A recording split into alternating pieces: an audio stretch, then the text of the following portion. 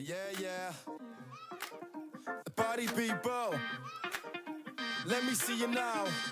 Throw your hands up, yeah. We got the good rhymes, we're making the good times. We're taking over your mind and we're getting the good vibes. Now you're telling me don't stop the melody. Good times ahead of me, yeah. We got the good rhymes, we're making the good times. We're taking over your mind and we're getting the good vibes. Now you're telling me don't stop the melody. Good times ahead of me, yeah. We got the, yeah. Party people, let me see you now. Throw your hands up. We got the good rhymes, we're making the good times. We're taking over your mind and we're getting the good vibes. Now you're telling me don't stop the melody. Good times ahead of me, yeah. We got the good rhymes, we're making the good times. We're taking over your mind and we're getting the good vibes. Now you're telling me don't stop the melody. Good times ahead of me, yeah. We got the good rhymes, we're making the good times. We're taking over your mind and we're getting the good vibes. Now you're telling me don't stop the melody. Good times ahead of me, yeah. We got the good rhymes.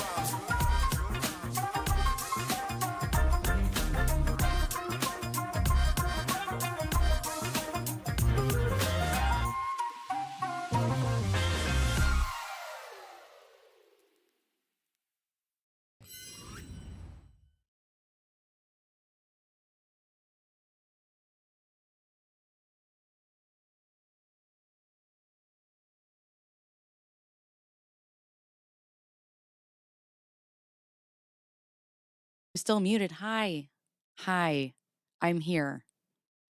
And I've just been talking. Hello everyone and welcome to the stream. It is 7/10/2026. Hello to live crew. Hello replay crew. Hello everyone. Welcome. If you haven't subscribed already, please consider doing so. If you haven't liked the stream, go down, hit the thumbs up, and we're going to get started. Now, I am addressing a comment from yesterday. Someone in my, I wasn't going to, but somebody in my comments yesterday said, maybe it's time to give up the voice changer and maybe you should cover up your chest. And first of all, No. In the words of Nicki Minaj, 100 motherfuckers couldn't tell me nothing. now I wasn't going to address this because my community went into the chat or went into the replies of that comment and handled it for me. The bacon bits came out swinging. And I was like, I don't need to talk about this. I don't need to worry about it. It doesn't bother me. None of that stuff ever bothers me. Never. But I was having a conversation with my daughter yesterday. And I owe it to her to be a good example. But more importantly, I owe it to myself. And love the voice and terabitties forever. Low voice and terabitties forever. It'll be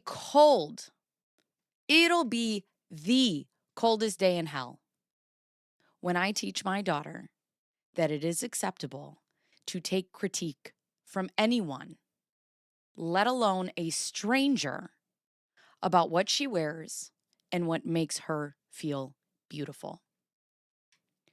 I spent more of my life hating my body and critiquing myself than enjoying it. And I wasn't able to actually stop that until I had children. This body has housed two people. This body, these terabitties, have fed two people. I have had 2 C-sections. And I have never in my life been more proud of the way that I look and the way that I carry myself until now at 41 years old. Whether I am wearing a turtleneck or a bra or a shirt down to my fucking belly button or a Batman t-shirt or a you can't drive this fucking vulva hoodie. My intelligence and my worth do not change. At 41 years old, I have spent time in my life. I have overdressed because I thought it would make people like me. I have underdressed because I thought it would make people like me. Now, when I get up in the morning, I wear whatever it is that day that makes me feel bad as fuck. And then I come down here and then I turn the camera on. Every day I get ready, I give myself the okay. Because this,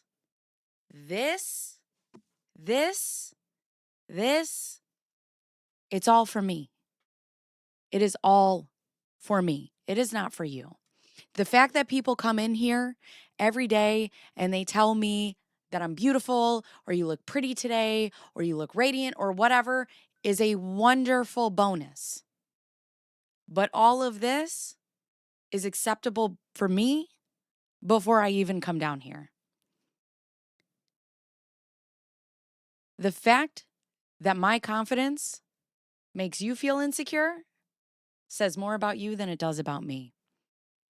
And the fact that female content creators get 10 times more comments about their looks and their clothes and their hair and their makeup and their titties than anything to do with the actual content is gross. And I don't fucking care. So, I'm stuffed in here like a Christmas fucking ham, and I hope you enjoy it today. With that being said, I said what I fucking said, and let's get into it. Hi, everyone. You always look good, whether glam or not. Work at bacon, thank you. Sometimes I don't. Sometimes I do. Sometimes I do whatever the fuck I want to do. And you know what? Sometimes I wake up in the morning with drool on the side of my face and hair stuck in my fucking nose. And my daughter is like, Mommy, you are so beautiful. And that's all I need. And that's all I need. Also, I sent a picture of myself to my husband yesterday, standing ovation. My husband would take me out of the house in a lot less than I wear. So if he's not concerned, you should not be either. Oh, I'll be damned if somebody's going to tell my daughter to change what makes her feel beautiful. Happy Friday. Who doesn't like boobs? The window is open. The sun is shining through today. Oh, boy. It's so funny. 100 motherfuckers couldn't tell me nothing. With that being said, we're going to get started. So I went through the rest of everything that we were doing yesterday, and most of the motion pertains to Clayton. So with that being said, I'm going to skip the rest of that motion, and I'm not going to finish it because we have yet to get into the depths of Clayton. So we're going to keep on going with Mike, and we're going to keep it moving until we get into, there's so much that I don't know. Hi, all. What I miss? Somebody told me to put my terabitties away, and my answer is nay, nay. See, here's the thing. I told my babysitter today when she came upstairs, I told her, I said, if I could tell you one thing. Oh, my camera's having a hard time here. If I could tell you one thing about me, it's you can't tell me a motherfucking thing. And she's like, oh, I got that. When I was in my 20s, when I was 20, and this was the domestic violence situation, I was dating a guy who was 10 years older than me. And when we would go out to bars, I was 21, 22. When we would go out to bars, he would pinch me by the back of the arm like he was my dad. And he would call me over and he'd be like, I need you to calm down. You're embarrassing me. I'm a Gemini sun with a Leo rising and an Aries moon. But most importantly, I'm a bitch. So let me tell you, that did not fare well. Because nobody's going to tell me anything about anything. This is the level of petty Irish. I sent a picture of just my tits to my sister today, and I was like, somebody told me to put them away, and she was like, yes. But that's the thing. I'm teaching my sisters as well. Now, I worry about, unfortunately, I worry about them as women and their safety. So I get worried about the things that they're wearing. But also, no motherfucker should be able to tell them nothing. Looking back, I was so self-conscious. No, let me tell you something. Let me tell you something. I found a picture. I'll put it in the Discord if I can find it again. I have a picture of me in a white string bikini, okay, at 20 years old. That body right now, the way I would I would get an OnlyFans. If OnlyFans existed when I was fucking 20 and I had the confidence that I do today, please. You all would know my butthole better than you know me. I used that picture as a before picture. I would be disgusted if my daughter was doing that to critique her body. I would be horrified. And I was using the best condition I've ever been in as a before. Hi, Flux. What's more is you're a powerful soul. Thank you. That person would have had a heart attack if they knew you from Twitch. Right. I used to be a body painter. I used to go online and paint my titties. The fuck? I don't know if you guys ever knew that. But here, I'll show you some of my, I don't know if you've gone back in my, if you haven't, where's my, how do I get to my profile? Here it is. If you go back in my stuff. Thank you. It was such a mess. So I just did like a little something. Love watching your videos. One of the only creators I watch. Your lives are so funny. Longtime lurker. Makes my workday better. No, Colleen, I love you. But that's the thing. You're afraid of titties now? I used to paint my titties on Twitch. I love my titties. I love other people's titties. I think they're great. Even gay men love titties. What is going on? Like, and also, like, me wearing a low-cut shirt does not change the content. It doesn't change it at all. So hold on, I'm scrolling to show you guys body paints. But with that being said, you can suck my dick. So let me see. It's so funny because everybody went into the chat defending me, which I really appreciate. But also, I love Elsby that was in there, and she's like, oh, you must be new here because I can promise you Bacon doesn't give a fuck about what you think. So I'll show you guys. Where is it? Bro. Where did it?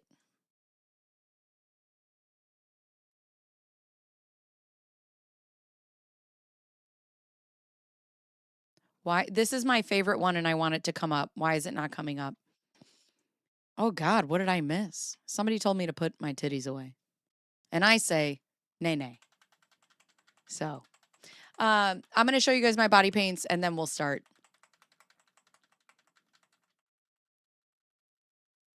You missed bubes. Bubes. I love it when it's spelled like that. I don't know why. Bubes. It's so funny. Hold on. Where is it now? Hello? Ay, ay, ay. I just want to show you this one picture. I like all these other pictures, but this one is my favorite because it took me so long. And I just love it so much. There's pictures of my puppy. Anyways. I'm getting to it. I'm getting to it. We're getting there. Love that I got here and we're talking about tatas. Tatas.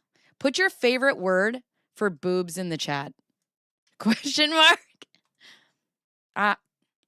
Dude, this one is going away and I don't know why. This is making me so sad. Anyways, all right. Well, here's me. This is when I used to do body painting. But this one in particular is my favorite right here. And for some reason, Instagram won't show it. Maybe I could zoom in. Nope. All right. Or I could just, okay. I could do like that and zoom in like that. Jesus, God almighty. I used to do like little drawings and all stuff. The ladies, right? So here's me when I used to do body painting. And this one right here is my favorite one. Sweater cat. Also, that you must be new here because I have a Jugs for Justice mug in my merch shop. But anyways, that's what I used to do. I used to cover up with pasties and then I would body paint online. So if this offends you, I'm sorry. Anyways, okay, let's get down to business, shall we? All right. So what we're going to talk about today is why don't people understand if you have assets, use the. Well, here's the thing. Not only have I fed people, do you know how many free drinks these bad boys have gotten me?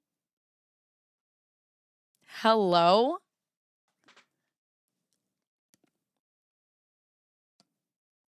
Thank you. Ew, Chi-Chi's. Ew, Chi-Chi's.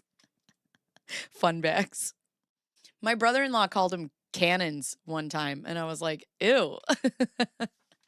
All right, so here we have 8:25. The week prior, a phone call took place between David Gingras, Omar Serrato, Rachel Juarez, a 66 minutes long. The call contained an extremely concerning revelation.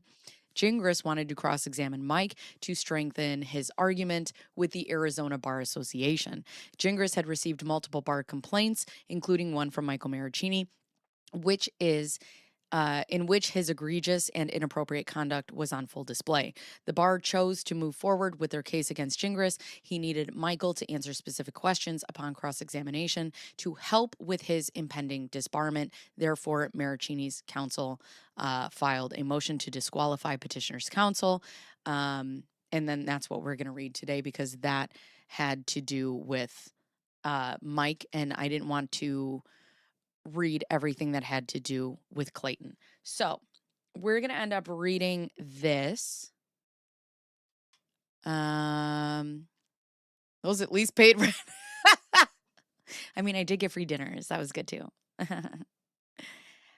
I'm kind of on time. So this is actually a sports bra. This is a sports bra that goes down to here.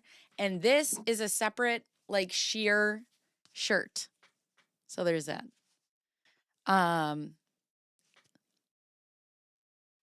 Oh God. So there's that. All right. I was gonna say something else. Oh, so remember how I had an influx of people yesterday in my chat? I found out what that is. So YouTube will do this thing where if they feel that you'll be good with wider audiences, they do that and they just push you out to like a ton of people. So I had a spike of 1,300 people in my chat yesterday, or views. It was wild. I went back down because I don't think it's hard with streaming because it's like I don't think they get you're jumping in the middle of a stream. But it did help us out as far as subscribers and people viewing. So that was cool. So there's that. Okay. So the motion is made on the following grounds, each an independent basis for disqualification. If they don't like it, move on. Exactly. I think we need a closer look. I think, me thinks.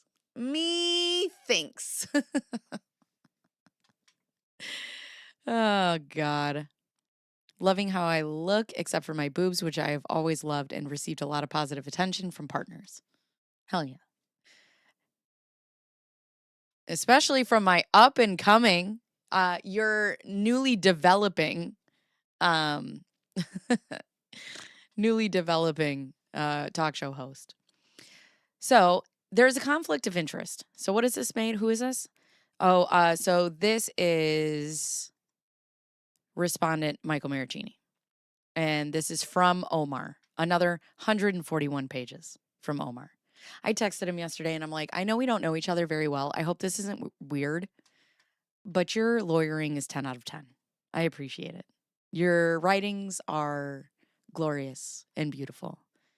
They didn't like the voice. Question mark! Everybody does. I know, 1,300 people and we weren't even talking about boobs.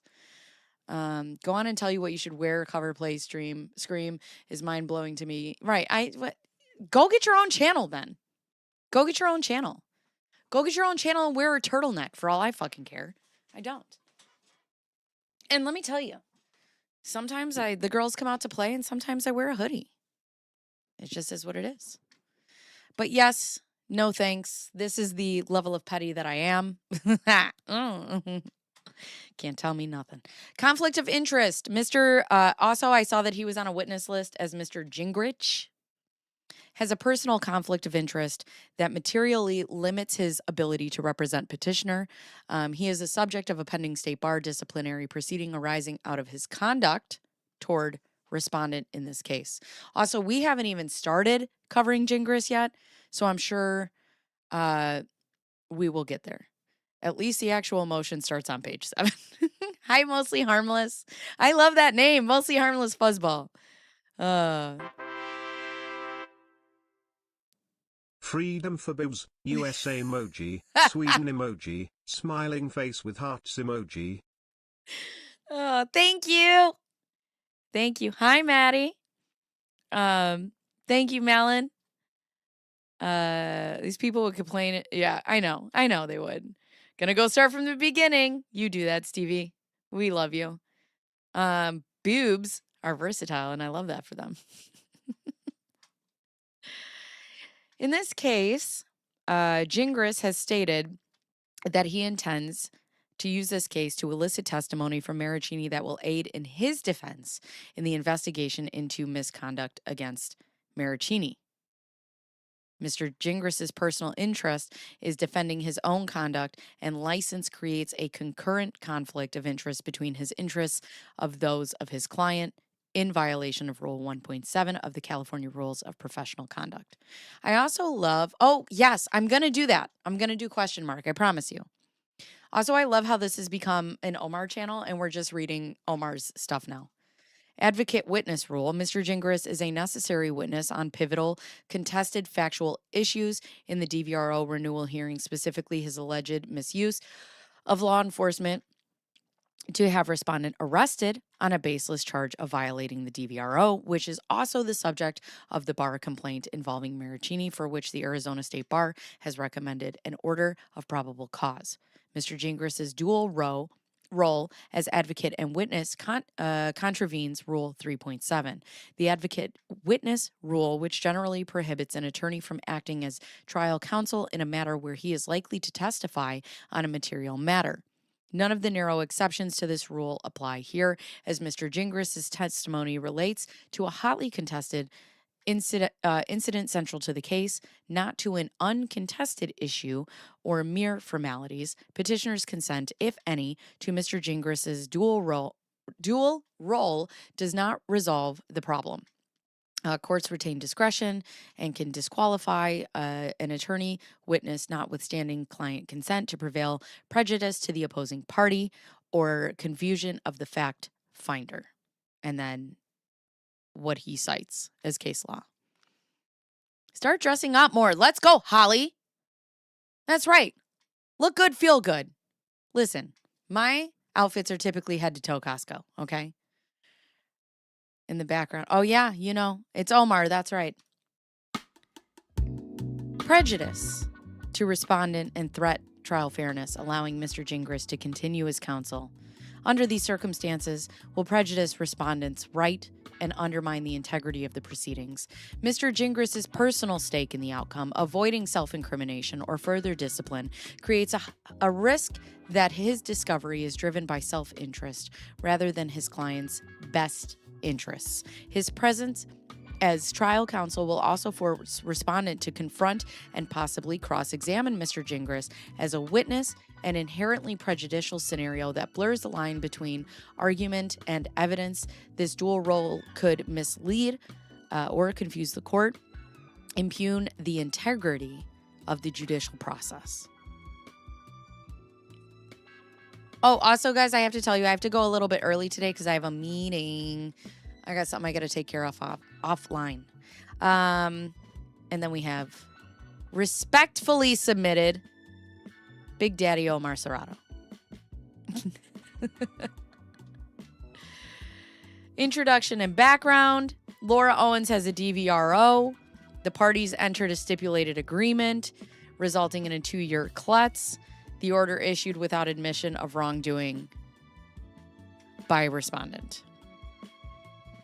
That was submitted on happy birthday. When's your birthday? What is it? August 25th. Yay! Happy birthday.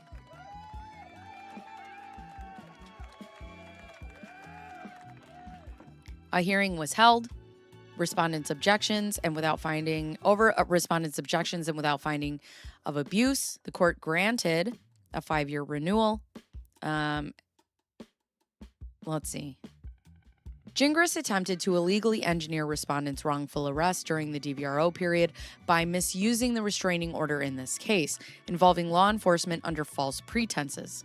Maricini was lawfully subpoenaed to testify at a trial in Maricopa County, Arizona, scheduled for June 10th of 2024, as admitted by David Gingras in his declaration to this court regarding the instant renewal. He was aware that that there would be legal consequences for his failure to obey to the subpoena. Finally, so here's his evidence.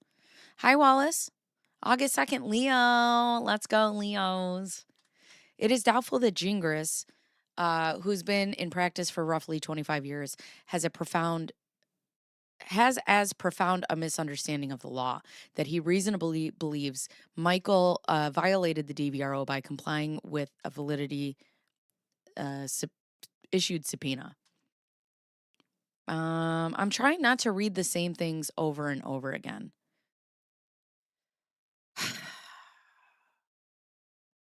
Let's see. The issue regarding Maricini's testimony was addressed in a motion in Lemonade filed by Greg Woodnick. Response offers the basis behind Maricini's expected testimony. Big Daddy Omar motion. That's what they shall be called from now on. Thank you, Wallace. Wallace, somebody told me to put them away yesterday, and I say, nay, nay. Mr. Maricini's testimony is important to show her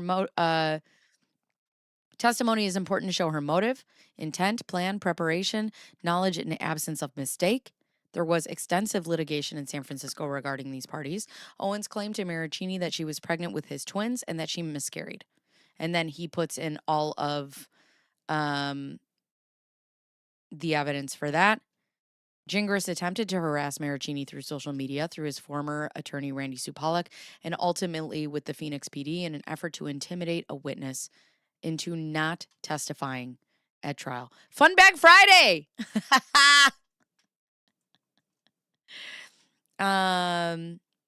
If Gingras is a witness, is Lowe allowed to have contact with him at all? That is a great point. That is a question for the lawyers in the chat. I don't know. Yay, Viking!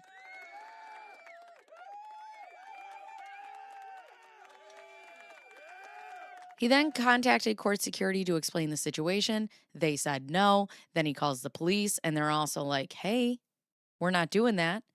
Gingras' transparent attempt at witness intimidation became moot as Maricini, although a named witness, was not called to testify. Wait, sorry, what was the question? I heard lawyer. So the question was, if Gingras is a witness, then is Lowe allowed to have contact with him at all? Hi, Tony. Going back. All right. Hi, Stir Crazy. So that's what we need to know. Because if he's a witness, she's not really allowed to talk to him then, right? That incident, which respondent contends was a bad faith abuse of process by Mr. Gingras, is a central disputed issue in petitioner's request to renew the DVRO. Mr. Gingras is a percipient witness to the event and its credibility and conduct are directly in question. Compounding this, Mr. Gingras now has a personal stake in the case beyond his role as advocate. Respondent filed a bar complaint regarding Mr. Gingras' conduct in this matter. The Arizona State's Bar independent review has resulted in a recommendation order of probable cause, meaning the bar is proceeding in its investigation under the belief it has sufficient evidence of ethical violations by Mr. Gingras. They can talk about things outside of the case. Right, but they're not. They're not. If he's been formally subpoenaed as a witness, they cannot discuss the case. Right. Well, that was the big deal with what were their names in the Karen Reed case? Because they were subpoenaed as witnesses. Jen McCabe and the other one. I forgot her name. He enters the DVRO renewal hearing with serious conflict of interest. His own professional fate is at risk based on the fact of this case, creating strong incentives and to vindicate himself or minimizing his wrongdoing. Much of the basis for Owen's renewal request is focused on Gingras' personal grievances against Maricini and has little, if anything, to do with Owen's reasonable fear required to move forward with her request. They would have to segregate them during the period of active testimony. I find myself yelling at the windshield when you are yelling. I love that. Right. Proctor Albert's McCabe. Maybe she was an Albert. Maybe it was an Albert. You have to be careful with things like restricting people's ability to interact because of the First Amendment. Right. But I'm just wondering, and that's why Omar is saying that he has a conflict of interest, right? California holds a paramount duty to the attorneys to avoid conflicts and to maintain the integrity of the judicial process, whereas here an attorney's personal interests materially limit his representation, and where the attorney is likely to be a necessary witness on contested issues. Oh my God, it's starting early. Good Lord. This is why gag orders are challenged all the time. And where the attorney is likely to be necessary witness on contested issues, a court has both the authority and obligation to disqualify counsel in order to preserve public trust in the fairness of the proceedings. Respondent does not bring this motion lightly, recognizing that parties are generally entitled to the counsel of their choice. However, the California Supreme Court has emphasized that the important right to counsel of one's choice must yield to ethical considerations that affect the fundamental principles of our judicial process. So we have that. And respondent moves to disqualify Gingras on two primary legal grounds: conflict of interest and advocate witness rule. Because he cannot be a witness and also represent Lowe. Right. Yes. The gag order. Flux! Stop it. Stop it, Flux. Flux, I hope you're feeling better. I've missed you. I hope you're doing good with your school stuff. California courts have an inherent authority to disqualify an attorney when necessary to protect the integrity of the judicial process and the rights of litigants. A motion to disqualify involves a conflict between the affected parties' right to chosen counsel and the duty to uphold ethical standards in litigation. Then we move on to concurrent client conflicts and personal interests. And this is just all case law and what the rules are. AI prawn. What? Oh, with Omar, I was like, prawn? Why are you making shrimp? That Lowe is not to have any contact with a witness before Omar's motion. Am I wrong here? I don't know. I don't know.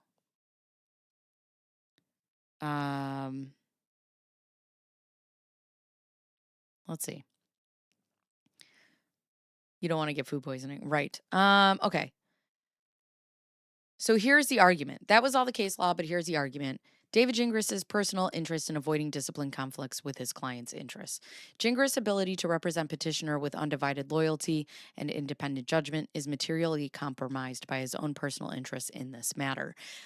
Rule 17B defines a concurrent conflict of interest to include situations where there is a significant risk the lawyer's representation of the client will be materially limited by the lawyer's own interests. That is precisely the situation here. Gingras' personal conduct regarding respondent is under official scrutiny, and he has a powerful incentive to protect himself, to defend his reputation, and avoid professional discipline arising from this case. This creates a significant risk that his representation of Ms. Owens will be skewed or impaired by considerations of self-preservation. Again, just so beautifully written. The Arizona State Bar's probable cause finding is an objective indicator. Gingras' conduct in this matter is in serious question. When an attorney's own actions are at issue in the case, ethical authorities warn that it may be difficult or impossible for a lawyer to give a client detached advice. All the same to me. I know. Wait, what's the difference? Isn't it the same?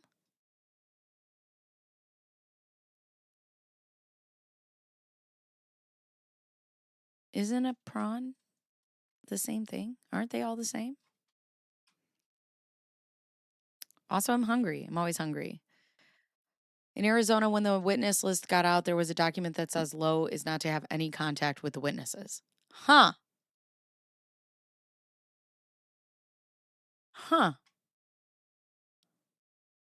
Oh, Holly. Well, you won't get these at Costco. You'll get sweatpants and like long sleeve shirts that I also love. Puma socks, underwear. It's great. It's great. You'll love it. Here, Gingras' alleged misconduct towards respondent is a central issue. He has a personal stake in denying or minimizing that misconduct. The personal stake directly conflicts with his client's interest in a full and truthful adjudication of the DVRO issues. They're not all the same. Sorry to the prawn community. I'm sorry. I'm sorry.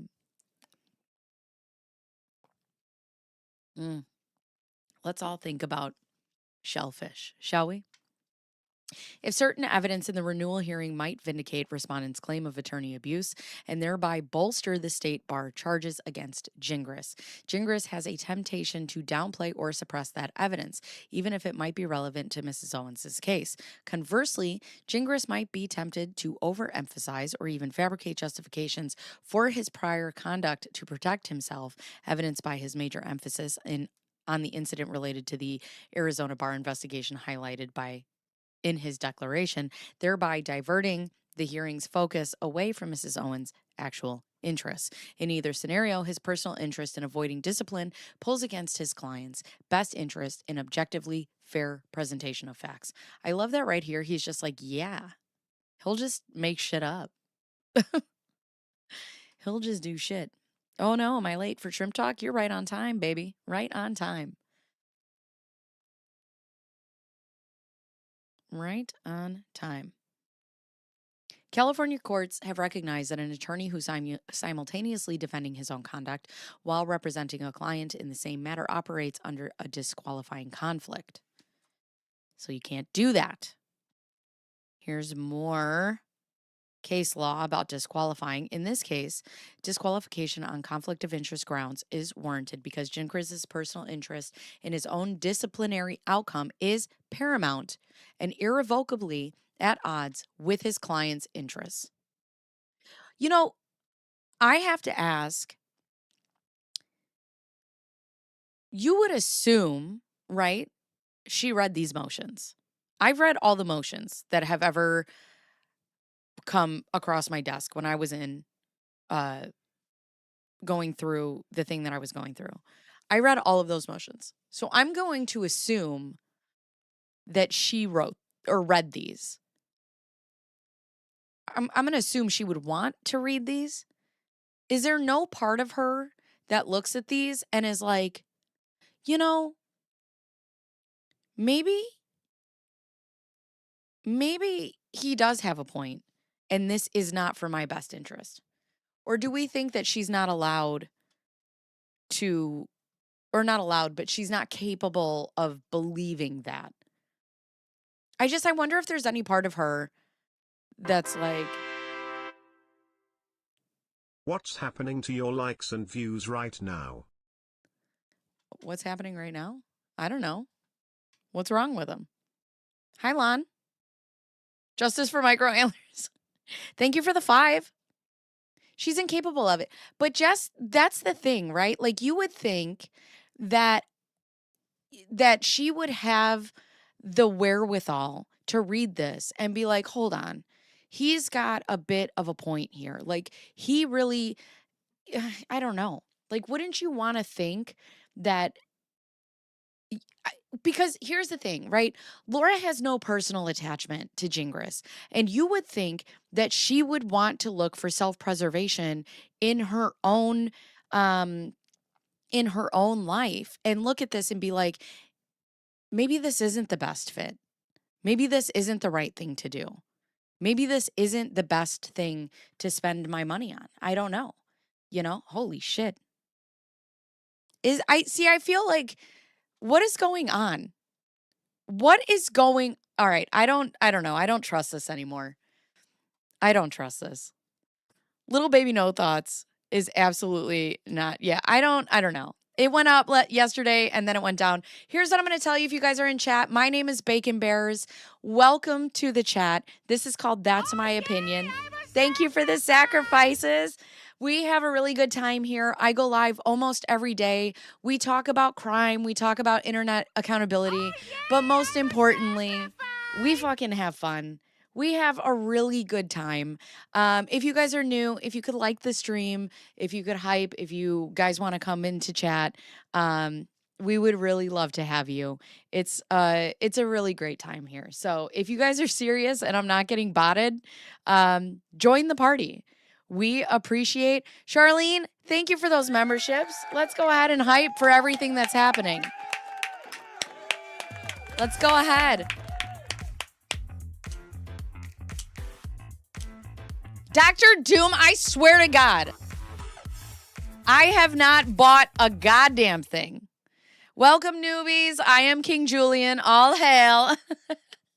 Welcome. Today we're reading some crazy motions. I appreciate it. And yeah, if you guys like what you see here, no pun intended. Somebody told me to put my chest away and I said nay, nay. So for real, if you guys like what you see here and you want to join the fun, we have fun every day. Our community is one of the best communities on YouTube. We have a really great time and I'm just really happy to be a part of it. And I'm really lucky.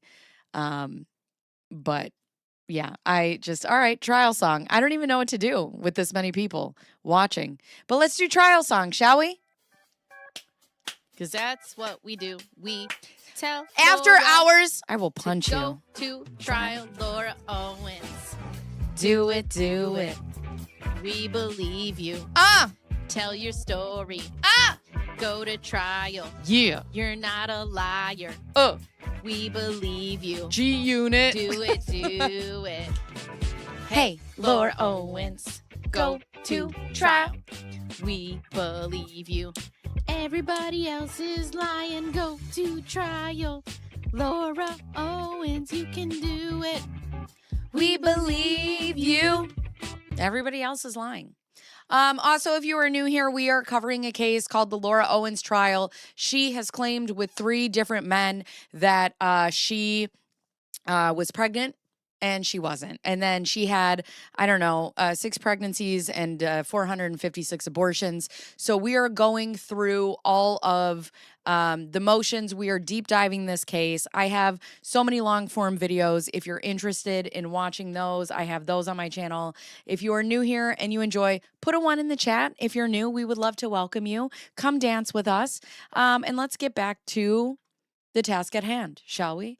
The situation creates at the very least, an appearance of impropriety, right? And that she will not receive unbiased, conflict-free representation. I just can't imagine. Was blinded by having him as an ally, as an echo chamber. Yeah, but when do you look out for yourself? Michelle, thank you for that gift. Who was that sent Charlene, thank you for the 5 gifted memberships. I appreciate you. I'm tarping engines. I love it. I love it. I don't understand why? I mean, she's all about self-preservation, right? Like you would think that she would look at it and try to see how she could help herself the best. The integrity of the court's process is likewise at stake. The fact finder should not have to worry whether petitioner's counsel is shading his advocacy to save himself, which is true. Like, I don't want to have to pay a lawyer who's trying to be in self preservation mode against the guy that I'm getting a DVRO against. Your pure focus as my lawyer should be your focus as my lawyer should be me. I am paying you to be your 100% focus, not the guy that I no, we can't, absolutely not. Bacon rockin' when you're streaming at noon and at the Met Gala at 6. Look, Jack, somebody told me to put my terabitties away yesterday. He said maybe I should cover up. And I said, go fuck yourselves. What do you mean from yesterday? What? And Happy Jan has to file all the documents with Jennifer today. That's right. That's right. If you guys are new here, Jack Fox, as you can see up here, we have a lot of people in the chat or that are viewing. Jack Fox up here has a YouTube channel of his own called Never a Truer Word, where he breaks down how people speak when they're writing. 10 out of 10 content. 10 out of 10. So this is why he must be disqualified. His role as a key participant witness independently mandates his disqualification, bars an attorney from serving as both advocate and witness on a contested issue, absent narrow expectations that do not apply here. The June 2024 incident where Gingras reported Michael Maricini to the police in a misleading attempt to have him arrested. And yeah, why are you doing that? And that's the other thing that I covered in my long form video is he knew that Michael was subpoenaed by Greg Woodnick. Hey, Marilyn, thank you for becoming a member. Appreciate you. While streaming games at night. I don't know what to do. So I don't look at my views. The only reason I had it up yesterday was because my chat was broken. So I don't know. I know I'm trying to logic. I know. They should cover up their mouths. That's right. Yeah, I don't ever look at my views. So I'm just like, okay, hi. Also, I think it's easier because I'm in a basement by myself. Like, it's just me doing a little, just partying. What in the live stream attendance number is going on here? Right. I know. Shady, shady, shady. That's right. Thank you, Camille, for the jewels. Everybody welcome Parapet, Mother-in-Law of the Year.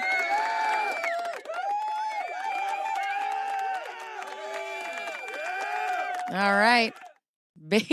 I'm locked in your basement. You just don't know it yet. Allowing Gingras to continue would create multiple prejudicial effects, misleading the fact finder by blurring advocacy with testimony. We know what happened, but Bacon won't admit it. Listen, let me tell you. I'll cut holes. I'll Regina George this shit every fucking day. I'll cut out holes in my shirts every day. Don't play with me. Don't play with me, homies. Don't play with me. I'll do my best to be mother-in-law of next year too. Ugh. Well, hopefully I don't have another mother-in-law next year. Oh, God. Prejudicing respondent would be forced to cross-examine opposing counsel, improperly bolstering Gingras' credibility through his dual role as warned, even with client consent. The combined effect of Gingras' conflict and dual role threatens the fairness and integrity of these proceedings. Even if either of the above grounds might suffice, together they are presenting a compelling case for disqualification. So we know why he wants him to be disqualified. In sum, allowing Gingras to serve as petitioner's advocate would materially compromise the fairness of the DVRO renewal hearing. It would place respondent at an unfair disadvantage and interject Gingras' personal issues into a proceeding that should be about the parties, not the lawyers. Yes. Yes. I didn't buy fucking View. God bless it. I didn't. Don't dare me. Don't dare me. I mean, Jan Black is only good mother-in-law material if she stood by every bad decision I've ever had. To be fair, I think my mother-in-law also stands by every bad decision I've ever had. I'm like, I'm going to do this. And then both my mother-in-law and my husband, when I have a crazy thing and I'm like, this is my hobby now, they both buy me everything for said hobby. So, bacon fans, I'll do it. I know. They were on display yesterday too. Maybe YouTube likes it. The boobs. They have you ever seen Finding Dory when they meet the beluga whale? That's my boobs. They're like, ooh. They just send out like a they're like, everybody, come here. Who's calling me? I don't know. Okay. So, and for these reasons, he requests to have him out of here. Oh boy. Maybe I need to try it. Do it, do it. Oh my God, what if Lo bought views to troll you? Joke's on her. The more views I get at the end of the stream, the more I get paid. Thank you. I'm informed to believe they're on Declare. Okay. So we have all of this. Great, great, great. Good, great, grand. No yelling on the bus. Okay, so this is it again. It is ordered. Okay, so Exhibit A is Laura Owens to Clayton Eckerd. I'm going to try to skip the Clayton stuff just because I want to make sure that we go. I don't want to go over it again when we cover the Clayton case because we've covered it, but not in detail like we're doing with everything else. So this is the declaration of David Gingras. This has nothing to do. Oh, wait. We've already read this. We have already read this. Ooh. Well, how does she do it? I can't think of it. And then he does it. The little snowman does it. Olaf. Ah! I sound like, what do I sound like? I sound like, the beginning of, what's that band? Ah! I do speak Whale though, so that might work. Ooh! Right. If you're new to chat, say hello. Say hello. We want to hear from you. All right. So this is his declaration. We have already read this. Trash Panda. Thank you. Trash Panda. Michelle Flippin, Trish Jax's mom, Sherry Ford McKay, Kaylee Cafe, and Kay Dickinson. You have all been sacrificed to King Julian. I love you. Yes, Led Zeppelin. Ah! I can't because my voice now, because I've ruined my voice. Oh,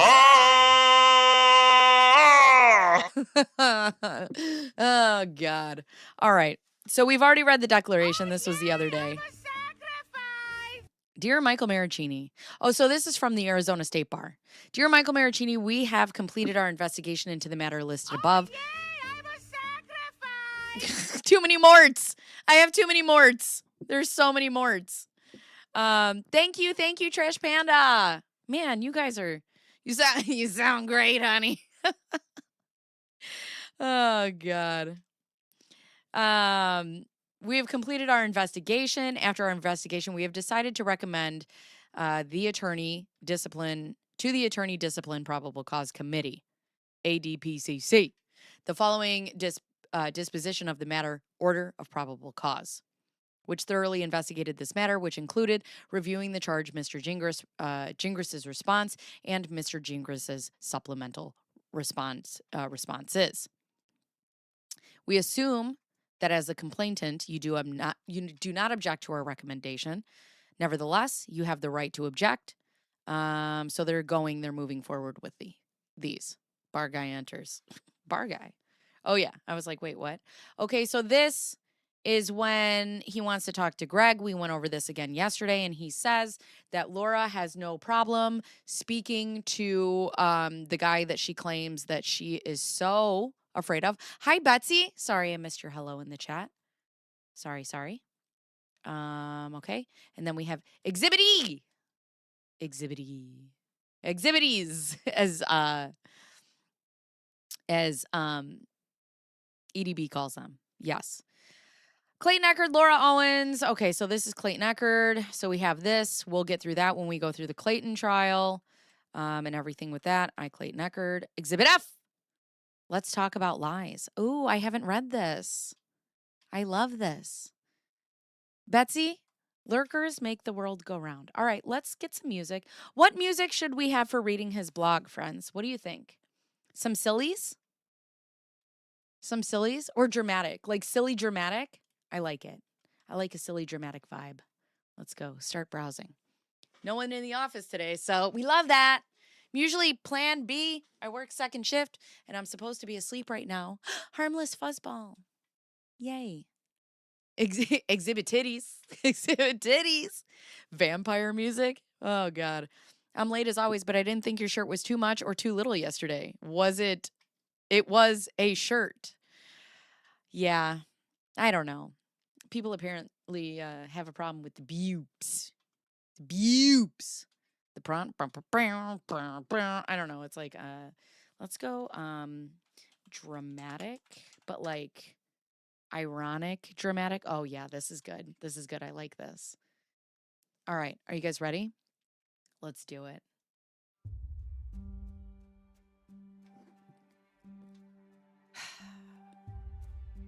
You made a good joke. What was it? Tell me again. Tell me again. Where is it? Now I can't go up or down.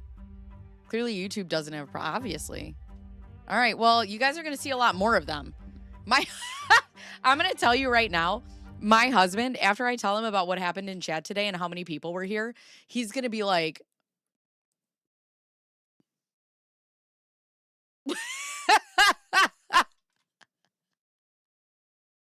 what did you have to do to grow those beans? What beans? Oh, these beans? Nothing. Children? No, they were here before children. Yeah, my husband he's gonna be like, listen, how do we put on less to make more? You know what I'm saying? Actually, it wasn't 2 kiddos. I grew these before the kiddos, which got me in the predicament of having 2 kiddos. So what happened, Helium? Run with it. Bubes. My mother-in-law, bubes. I love that my mother-in-law is the smartest person I know, and also an 8-year-old boy, bubes. Oh boy. Anyways, let's talk about lies part 2. A while ago, I wrote a post with bullet points that Laura's critics have passed off as truth. The third point on that list was Clayton says Laura has done this to other men. I'm going to skip point 2 for now. And let's talk about point 3. Laura has done this to other men. Sounds bad, right? But is it true? Let's talk about that. One of the other men frequently discussed is a guy named Michael Maricini. She calls him Mike, so I'll use that for now. If you have followed the story, you will know the cult claims Laura faked being pregnant with Mike, and every time that story is repeated, it's spoken about as if this is a statement of true facts. Laura lied about Mike's baby. But is it true? Spoiler alert, yes, it was true. Reference was to your daughter's question. Beans. I know. Others have gotten away with less on YouTube. I know. Sheer joy and laughter smushed in with outrage and disbelief helps me know I'm alive. Marilyn, thank you. Oh, yeah, I guess I can't see it. Why is it auto-modded? Before I get into the details, there is something very important you need to understand. Have you ever seen a TV show or a movie about a court case? And one of the lawyers jumps up and shouts, "Objection! Foundation!" Do you know what this means? I'll explain. I'll mansplain. Hi, Sheebs. How are you? I swear this man. Hi, Jane Yu. Had to turn the volume down so I didn't hear go to HR for my video viewing. Also, I'm falling down laughing. You guys, somebody sent me the best comment yesterday. They said that they were in the like drive-through for like Dunkin' Donuts, and and they had like put in their order in and moved up, and out of nowhere in the radio, I was like, question mark. And she said, or he said, whoever it was like that the person in the screen for the drive-thru was like, have you not been helped?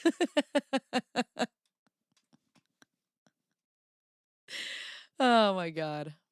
I'm glad I can help the people. He just wants a chance to mansplain everything. When a lawyer objects to foundation, or lack of foundation, that's our shorthand of saying we don't believe the witness has been shown to have something called personal knowledge. Okay? What's so special about personal knowledge? This is law school 101 stuff, but basically the rules of evidence say a witness can only testify about things if that person first shows they have personal knowledge of the subject matter they want to discuss. This comes straight from Rule 602 of the Rules of Evidence. That link is for the AZ rules, but the federal rules are identical. Wait, who is this?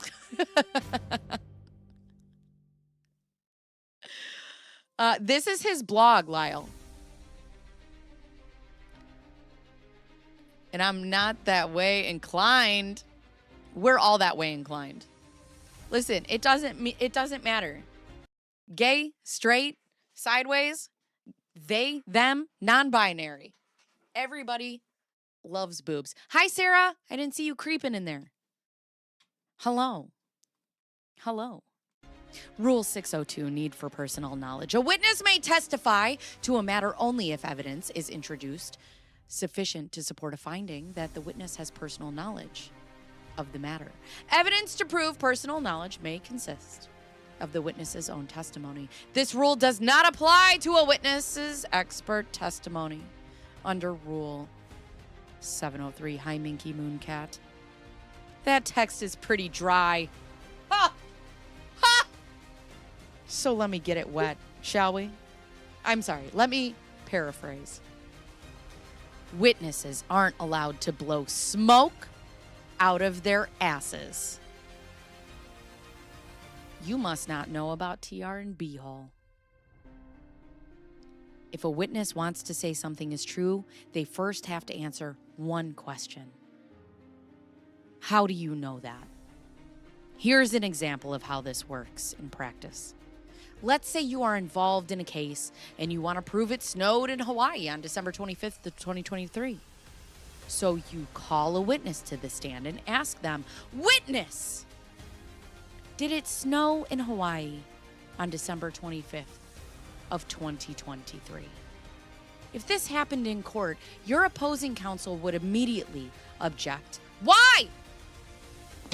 Lack of foundation. This is how a lawyer tells the judge you have not met the requirement of Rule 602 because you have not shown the witness has personal knowledge of this issue. You haven't explained how this person knows that. But this problem is easily fixed. just like this before asking anything about the weather. Mr. Witness, were you physically present in the state of Hawaii on December 25th of 2023, and were you in possession to see the weather conditions on that date? Yeah, don't look too hard at the views. I honestly feel like I'm getting trolled and somebody bought them for me, because I feel like if those views were real, people would be in the chat. I mean, it helps with the views and it helps push me out into the algorithm, but I feel like I don't know what's happening. You're making it sound good. Stop it. Stop it. Late to the party. Hi, Jenna. Help my mom because she's in the hospital with a stomach. Oh, no. I hope your mom gets better. We're all praying for her beehole. Hope that gets better.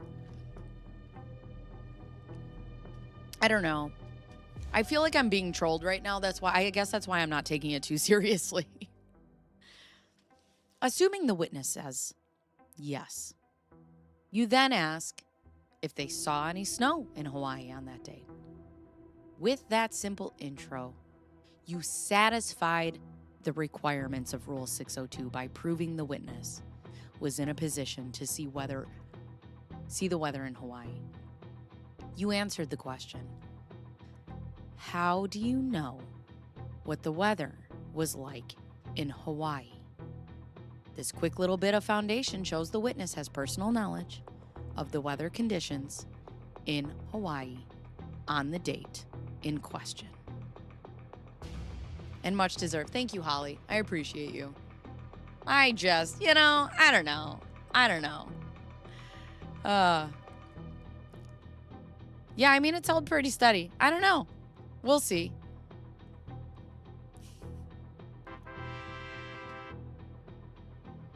So many words and still WTF is he talking about?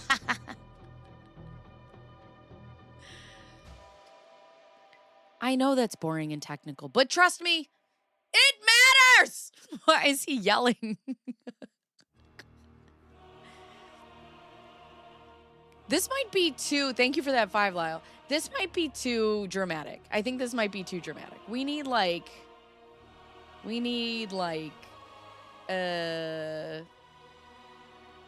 don't know. What do we need? Parody? Ironic sad? We'll do more of this. Or we do. I don't know what we are. Why is he yelling? I know that's boring and technical, but trust me, it matters. I have to turn my mic down. Again, this is basic law school 101 level stuff.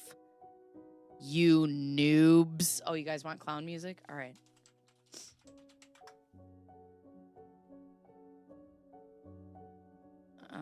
Circus vibes. Oh, yeah.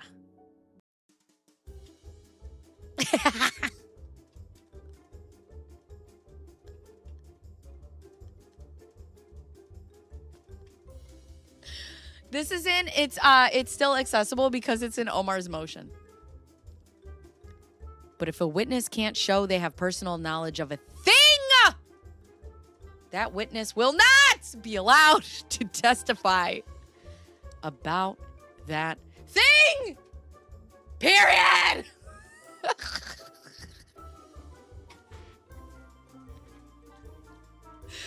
I have literally won entire cases based on that one simple rule. The faster one gives the anxiety.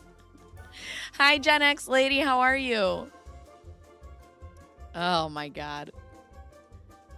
As the example shows, establishing personal knowledge is usually not a big deal. If you want to ask a witness about topic X, before you dive into that topic, you just need to lay some foundation, baby. Showing the witness has personal knowledge of topic X.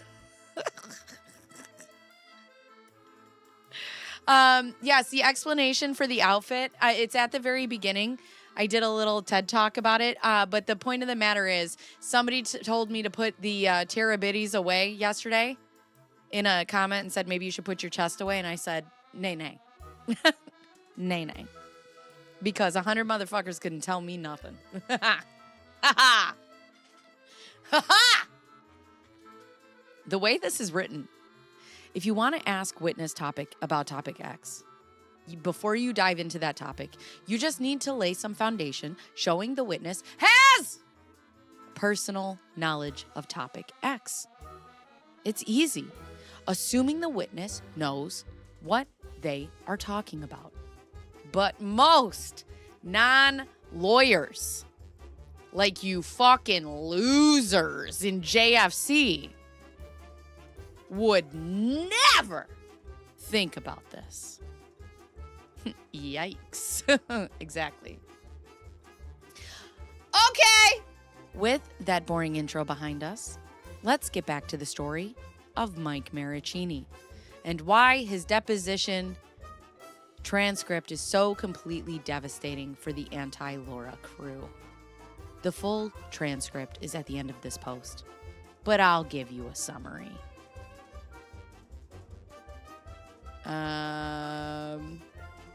Now that she mentioned, I don't know, RJ, I don't know. I feel like somebody's botting me or buying views and likes, and I'm just gonna go with it. Objection, Beebs. Thank you, Gen X lady. The way you say no, no. Nay, nay. Nay, nay. Yeah, you can't tell me nothing. I don't know. I feel like, because we also, it's so funny, the timing, because we did look at buying viewers, because we were talking about Laura buying viewers the other day. And then I was like, okay, well, how much does something like this cost? And we found out that it was like oddly expensive. And then I don't know if somebody bought me views and likes, but if you did, I guess thank you. So Mike and Laura met through an online dating app in early 2016. He talks about this on page 27 of his depo, yada, yada, yada. And he's not 100% sure of the date or which app, but neither of those points are important. At that time, both Mike and Laura were living in San Francisco. Laura has told me that she and Mike dated for a couple of years, but the exact start and end dates aren't clear from the records I've seen. For now, just assume this relationship lasted for at least a year, probably a while longer, basically from early 2016 through late of 2017. In mid-2016, Laura got pregnant. Did she? Wow, starstruck emoji, you're popular today, cool face emoji. Fake Laura Owens, why do I feel like you have something to do with this? Why do I feel like you have something to do with this? Hi, Jacob. Bought the viewers. That's what somebody said earlier. What if Laura bought you viewers? I'm like, well, it helps me in the algorithm, so there's that. Thank you, thank you. This was a medically confirmed pregnancy with multiple records to support it, including HCG tests and an ultrasound. You admitted yourself that she fabricated the ultrasound. What in the world? At that time, Laura and Mike were both in their mid-20s. They both felt they were too young to have kids, so they decided abortion was the best option. I know, the shade. I love it. This is the best positivity troll I've ever seen. Yeah, unless people want to accuse me of doing it myself. So then it's not great, but is it possible that the algorithm started pushing your feed to lots of newbies just to watch and listen? So actually, okay, so I actually researched this yesterday, and I did see that if YouTube thinks if the YouTube algorithm thinks that your content is worthy, it will push you and have big spikes. And it'll continue to do that because it's testing it with wide new audiences. So it could be that. It could be somebody bought it, but it also could be that. I don't know. Let's hope that it's pushing it's pushing us through the algorithm, but whatever. Right, multiple tests. There were 2 and an HCG, right. And he even admitted that the ultrasound was not hers. Maybe it's the Hulu thing. I don't think I was in Hulu. My mother-in-law said that I wasn't in it. The after hours. I mean, thank you. Oh. You grew your channel organically over several. Thank you. Just not here. Abs. Hi, new friends. Bot or not. And wake up to like a random gaming stream. Is it after hours respawn? Laura went to Planned Parenthood in July of 2016. Where? Which one? Would you like to name which one she went to? Jenna, that is such a good point. Maybe they are finding me through Jeff. Because I have that interview with him. I wonder if the views on that have gone up. I'll have to check that out later. He's so wonderful. I need to email him. Unfortunately, I'm sorry. In July 16, where she was given mifepristone, a pill to medically terminate the pregnancy. Unfortunately, the first pill didn't work. Not unusual. And Laura continued to test positive for pregnancy. This resulted in her going back to Planned Parenthood. Which one? Mission Viejo? Los Angeles? San Francisco? Hoboken? I did have that interview. Good point, guys. Good point. We'll see. All of them. She went to all of them at once. She went back to Planned Parenthood a few weeks later with Mike. Again, plenty of records exist to support all of this. Really? Do they? I'll be home behind the keyboard soon. Okay. It's highly unusual for the mifepristone not to work. Right. Isn't it like a 99% success rate? Like 99.8? Hi, Ducky. Did he say not unusual? He did.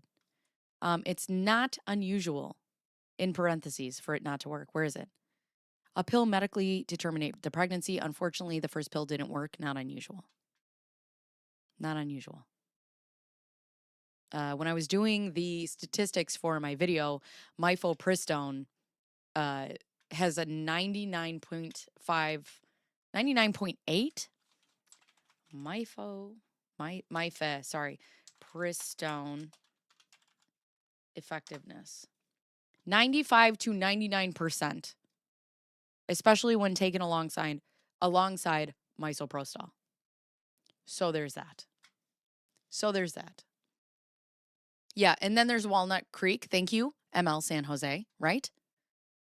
It's not unusual. It's not unusual to be. It's not unusual for my mifepristone to not work.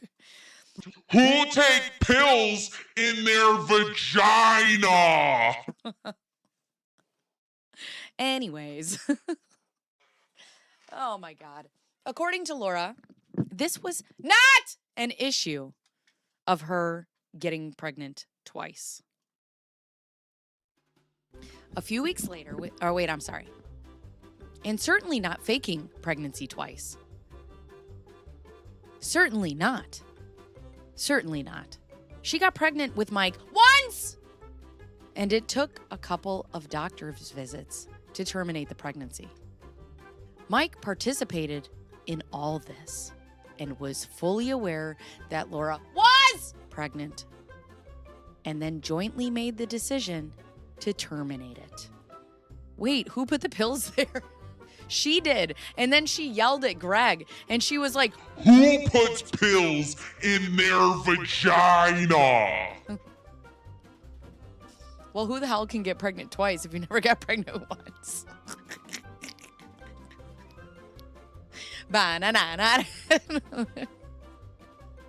Funnily enough, it doesn't work when you're not pregnant. That's true. Look at you. Look at us. If I had as many unsuccessful abortions as Laura had, I would be filthy rich suing those. Right. What? doctors are you seeing? Here's a Planned Parenthood record showing the follow-up trip, and Laura also discusses this at length in a declaration I'm adding to the end of this post. Importantly, Laura's declaration was written back in 2018, long before this whole mess with Clayton ever happened. I smell logic. I smell logic. One orally, one horribly. No, after hours, you really do put them in your vagina, though. You can either put them in your cheek or, like, in your vagina. Jupiter! My love, how are you? Was he there? Does he know what Mike was thinking? Right. Yeah, where's your foundation, brother? Where's your foundation? Nobody thinks she was ever pregnant, Dana! Unlike Clayton, the pregnancy and abortion was not at the end of Laura's relationship with Mike. No, it was at the beginning because she feels, in my opinion, like she has nothing else to offer. Oh, shit.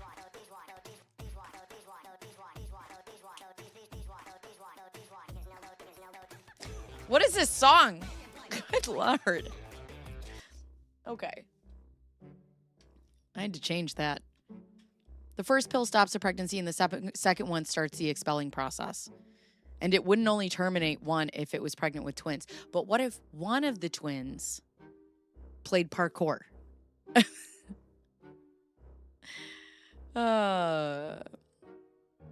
Plus, shouting makes this a fun place. We like shouting. They continue dating for many more months, and yes, Laura will admit she struggled with some emotional issues during that time. Some emotional issues? They were all emotional issues. Every day was an emotional issue. But you didn't read the text because that was before your time. I forgot about that. That's hardly unusual, especially when you understand how Mike treated her. He had the patience of a saint. So, oops. Hello? I need Brad. Somebody get me Brad and ask him what's going on with my views on YouTube.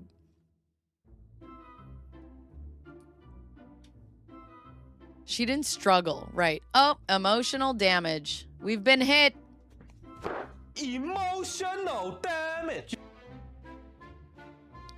Laura's issues have issues. I was the one hiding behind. One was hiding behind her other organs that are not attached to her uterus, but somehow got under them. Teflon twins. Oh my God. And fed it to the other.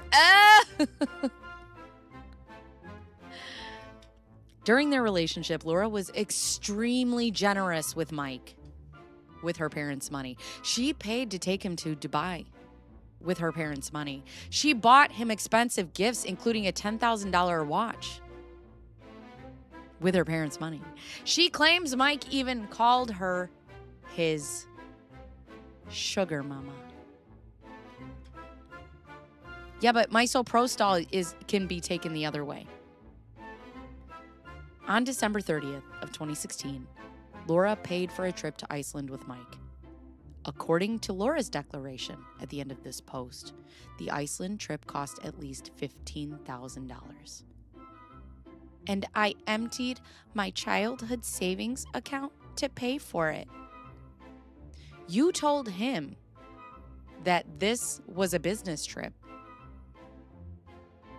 Did you not? Forced gifts are not appreciated. Exactly. Fake watch. Oh yeah, maybe it's Greg. Gregory Archibald Gillespie. Thank you. Ma'am, this is a Wendy's. This is such a good picture of Mike, though.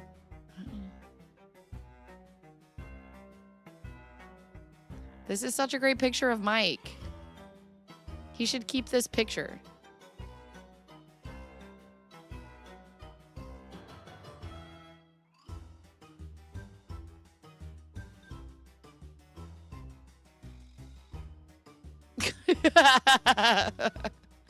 She claims being the operative words.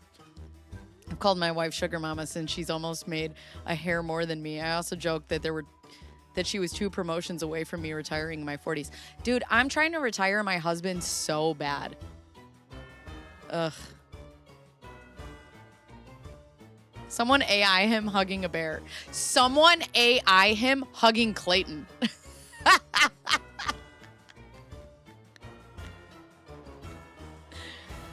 While Laura and Mike may have looked happy, like a happy couple on the outside, according to Laura, Mike had a very dark and abusive side.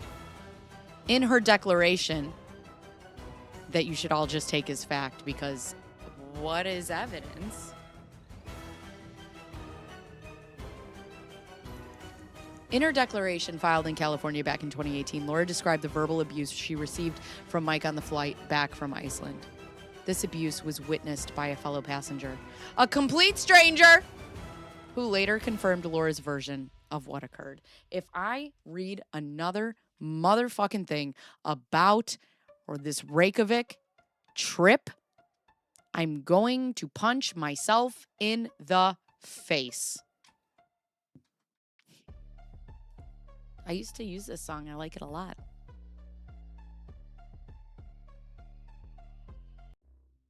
After Iceland, according to Laura, things went from bad to worse, according to her sworn declaration filed in court in California, which means it all must be true. Mike began physically assaulting her, including strangling her during sex and verbally abusing her.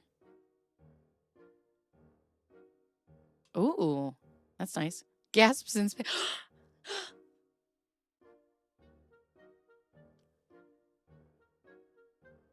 Laura eventually ended the relationship with Mike in late 2017. Or did he end it with her? I have questions. She claims he began stalking her as a result. Yeah? Is that so? Was a napkin given on the flight too? Two! Wait, why does it say from? Did I say from? That could be me. I've also used this song. Wait.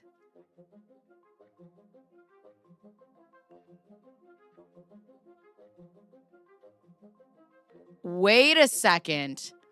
Soko, great point. She just said, or he said, received from Mike on the flight back from Iceland. But it was to Iceland. Wow.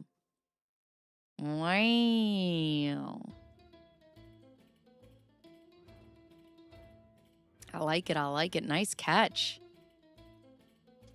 She claims he began stalking her as a result, fearful for her safety in January of 2018, even though she continued to try to talk to him and run into him and do things like that. Laura applied for a restraining order against Mike. Here's a complete copy of the file from that case. We already have it. We've already read it.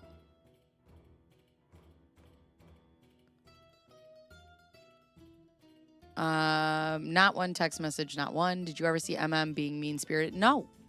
Now, having said all of this, you may be asking yourself, hang on. So Laura claims Mike was an abusive boyfriend. So what? You haven't experienced why any of this guarantees a win for Laura, and that's right. I haven't explained it yet. So I'll do that right now. It's very obvious in the way that he writes. He just thinks he is smarter than everybody. At the start of this post, I explained the concept and the rule, which requires proof a witness has personal knowledge of something before they are allowed to testify about anything. Remember that? Now, keeping the concept of personal knowledge in mind, go back and read through Mike's deposition. Show me a single example of him offering any explanation to show how he has personal knowledge of Laura faking being pregnant. You can't because it's not there. she admitted it. She admitted it in she admitted it. There's that. I mean, she said it out loud. So, oh. Also, you want to know what I just thought about? Oh my God, you guys, this just came to me. Remember we read that the article that they just published by Martha Ross, I believe her name is. Martha Roth, what's her name? Anyways, Complete Queen. She writes an article and she talks about how Ron is going on to disprove this conversation that he had with Michael, Colin, and Laura. All he says is that he never said that she was a liar. I don't believe in that article that he said that she admitted or that he didn't say that she wasn't pregnant and that she didn't say anything about the abortions. Excuse me.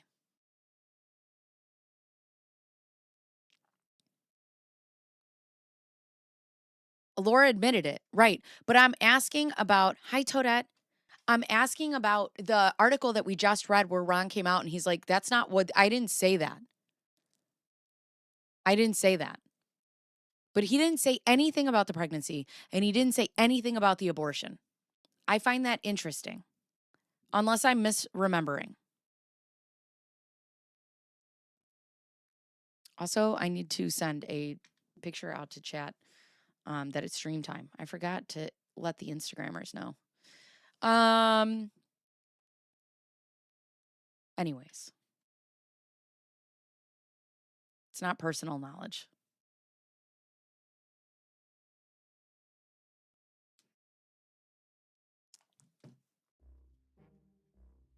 And FYI, personal knowledge means personal knowledge. Hearing something from a third party is hearsay and not personal knowledge. Charlie, hi. Yeah, because Laura never had any babies in her. Yeah. So can somebody tell me what Steve Dobbins said? It's not coming up. I'm not seeing it. Mr. Pike, help. Hello, Charlie. Yeah, somebody told me to cover up. So I did. I covered up. I covered up more than I had yesterday covered up. This is covered. I hope they approve. I hope they approve. So, this is definitely more shirt than I had on yesterday. So, look specifically at this discussion of the pregnancy between pages 45 and 47 of the Depot transcript. As you read this, try to ask yourself, okay, the witness is saying he doesn't think Laura was pregnant. But how does he know that? How does he personally know she was not pregnant? Remember, a witness can't say it snowed in Hawaii on Christmas in 2023 unless they first prove they were in Hawaii on that date. So again, ask yourself, what proof does Maricini offer to show he personally knew Laura lied about being pregnant?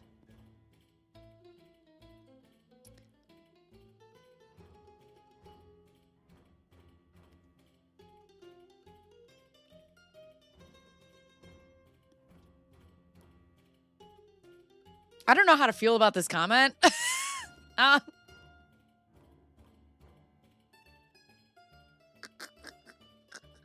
don't know how to feel. I don't know.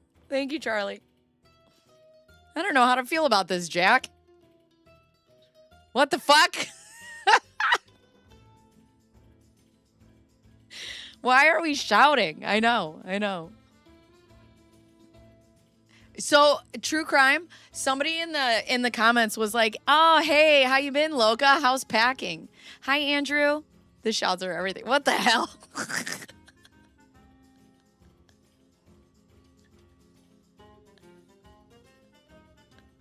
I love that Jack's like, please, dear God, don't send me fucking pictures. No, Charlie, you be nice to Jack. I heard my name. Steve, I don't know what you were trying to say. For some reason, it's auto-modding you. Today is chaos. We don't know what's happening. Logo was me. Yeah, how's the packing? She was at door shows, jumping horses or falling off of them or jumping off of them. Right. Mike is very clear about how he knows that. He does not know that. He offers nothing but pure speculation. None of this even comes close to clearing the hurdle of personal knowledge. In fact, he even says repeatedly he believes she probably was pregnant the first time.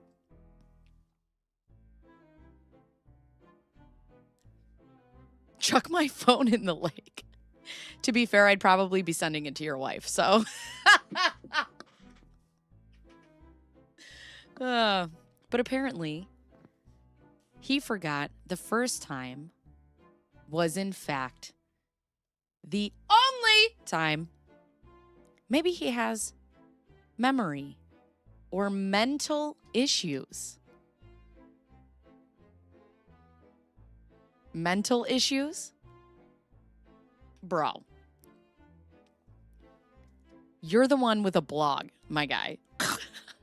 But the records on this are clear. Laura was only pregnant once with Mike, but she had to go back a couple of times after the pills didn't work the first time. That's probably why Mike thinks that it was 2 pregnancies. It wasn't. It wasn't even just one. It was just one. And in his own words, Mike admits he thought she probably was pregnant. Oops! Objection Foundation. Just a full screen of hoo-has. My wife laughed. Well, tell her if she wants them, I'll send them. I vote mental issues. Oh, wait. We're talking about Mike. We're talking about Mike. Oh, okay. The boob joke. All right. I don't know why it's modding that. That's so weird. Folks, it doesn't get much clearer than that. Mike doesn't have personal knowledge of anything regarding Laura faking a pregnancy. If he tried to say that at trial in our case, I'd object to a lack of foundation. And separately, that he's just speculating about this. If Mike suddenly develops a shocking new level of clarity about this, I hope he can explain why he answered differently in his deposition 6 years ago. Are we really talking about perjury here, my guy? Are we? Are we?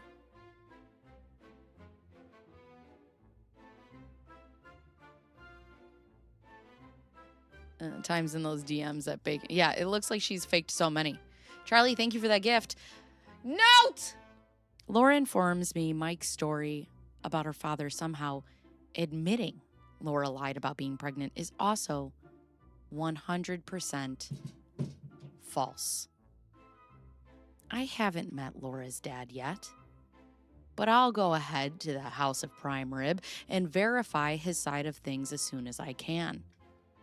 But if the evidence stays this way moving forward, Laura's critics are going to have a very, very hard time avoiding liability for defamation. Yeah, I don't know why you got modded either. It's so weird. Bizarre. How bizarre. All right, great. That was great. Love it. All right.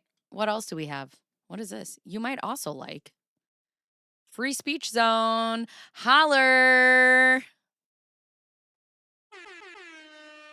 Laura and Gingy accusing others of perjury is like when Gypsy Rose and her friend were accusing other people of having Munchausen's by proxy. This is a lot of words to say. Please don't talk about any pregnancy. Thank you. Bye. Jack, I hope you know that I'm going to make you panic for the rest of the day. I'm going to send you a DM. I'm going to send you a picture later. And you're not going to know what it is. And I'm going to send it. And I hope you're sweating all day long. All day. Every time you yell at my babysitter probably is like, I wonder what she goes home because she's only 18. I wonder what she does when she goes home and she like tells her mom. She's like, and she dresses like a sleut and goes downstairs. This post has 119 comments. Not Ugly says, Mike is way too good looking for her. Oh. Oh. Refreshing.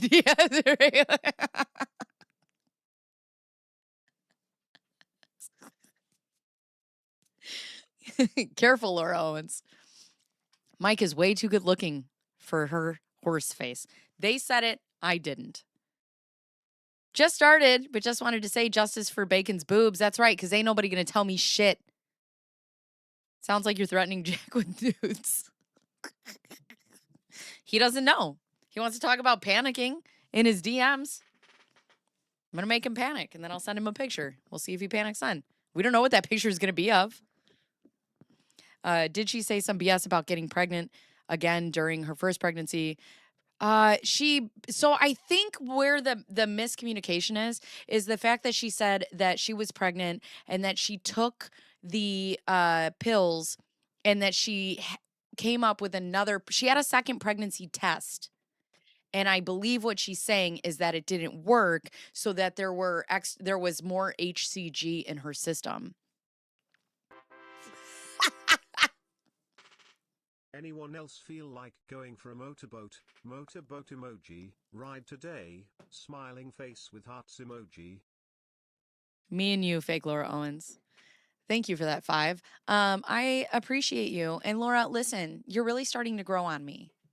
And I know that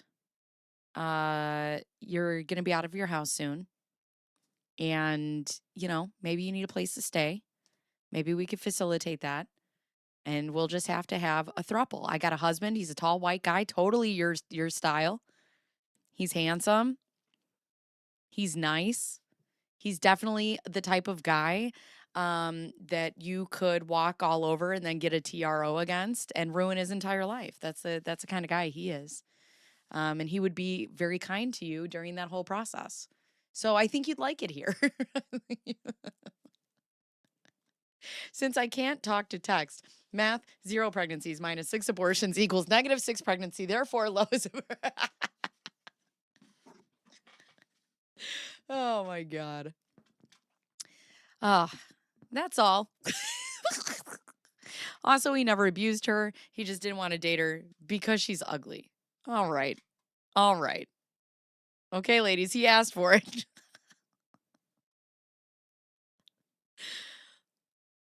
With a second baby? Put on the Tony Robbins. I'm on my way.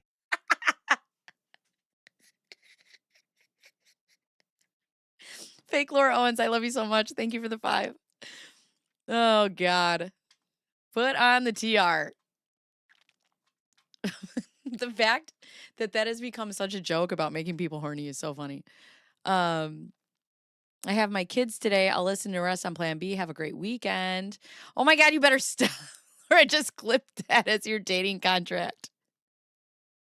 You made promises. Putting on the Ritz.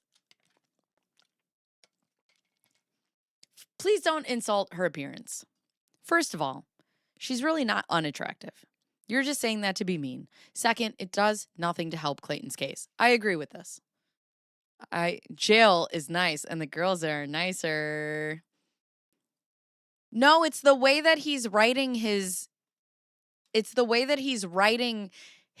things. He just screams in the middle of these. And you don't have to worry about cooking. Oh, shit.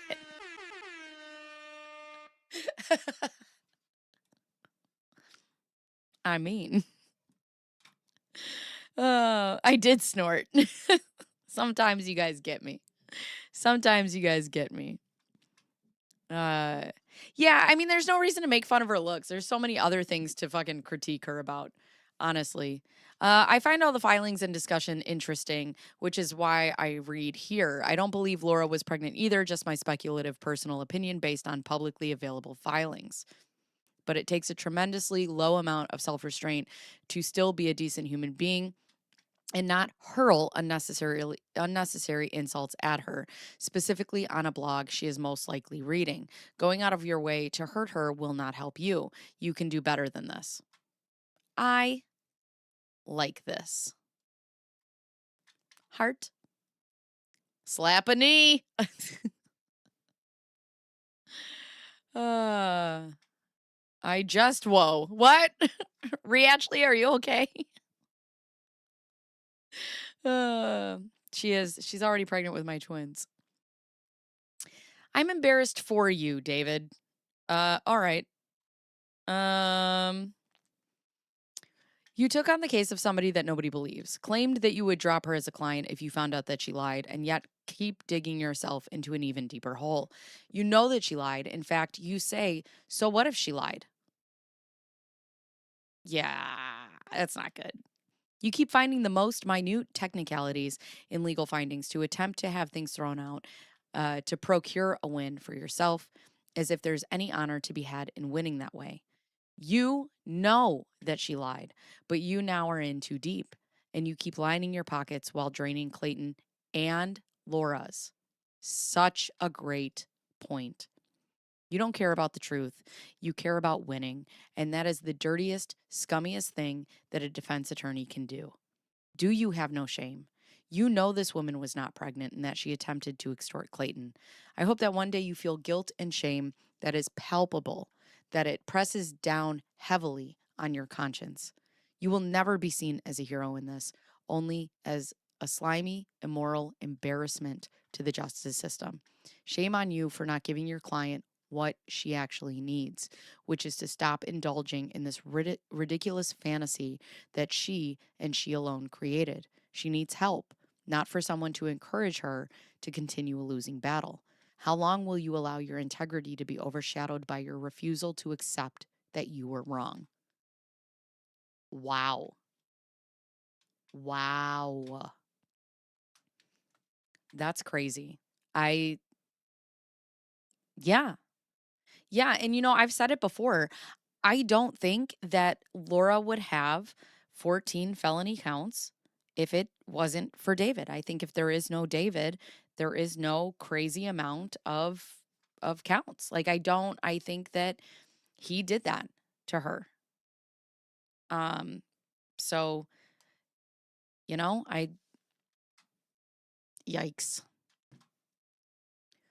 Today, Thursday, May 9th, it sure seems like, in my opinion, that you and your client are headed upstream without a paddle. The many years of habitual non truth from Laura is coming out. Hopefully, this lawsuit will finally open your client's eyes, as well as her family, and get her some much needed long term committed help. Agree. His recent threats to Mike of arrest, if appearing at trial at his lowest low, then realizing it was in writing to another lawyer and withdrawing in correspondence to Woodnick. I hope AZ Bar Review is eyeing this blog, his hostility, threats, and unprofessionalism, and do something. Angela, we don't know. We don't know what's going on. So, we're just going with it. We're going with the flow. This is why I say if she goes after Gingy, I will donate to that GoFundMe. I am interested to see if that happens. I mean, can she do that if he's not a lawyer anymore? I don't know. David, I keep forgetting to ask. To win the biggest defamation case in AZ history, wouldn't Laura have to prove a very high financial damages? What are the ways Laura is experiencing financial loss as a result of the defamation you are alleging? Thanks for your correspondence. Beth, I appreciate the question and know you probably think Laura would have to prove high financial damages. That is actually not how defamation works. This area is complicated enough to fill multiple textbooks with all the rules, exceptions, and examples. So, let me just give you a very short summary, and this is coming from a guy who has litigated hundreds of defamation cases. In this situation, if Laura wanted to sue Clayton or any of the bloggers, vloggers accusing her of faking pregnancy, she actually does not have to prove any financial loss at all. Yeah, I mean, you can bring a case, but that doesn't mean that you're going to win it. It doesn't mean. The speech in question is so offensive and so inherently harmful to Laura's reputation that it's what we call defamation per se. You know what I wonder? I mean, obviously we know that Sally Turner, and among Gingras' other sins, is suggesting Laura file for bankruptcy without bothering to understand that she never held employment or filed proper tax returns, right? But as a limited purpose public figure, she would have to prove actual malice or reckless disregard for the truth. So, you know what I wonder though? You know, obviously he dealt with the death of his wife, publicly and online. I beg to differ. Our system is based on who has the bigger bank account. I wonder, do you guys ever think that maybe he was privy to new information? Or he took in new information, which is why he left and was done with everything? In a case like that, you can recover actual economic losses, but a jury is also allowed to award money for other things, including emotional distress, harm to reputation, past and future. And here's the key thing: the jury can also award punitive damages, damages that only serve to punish the defendant.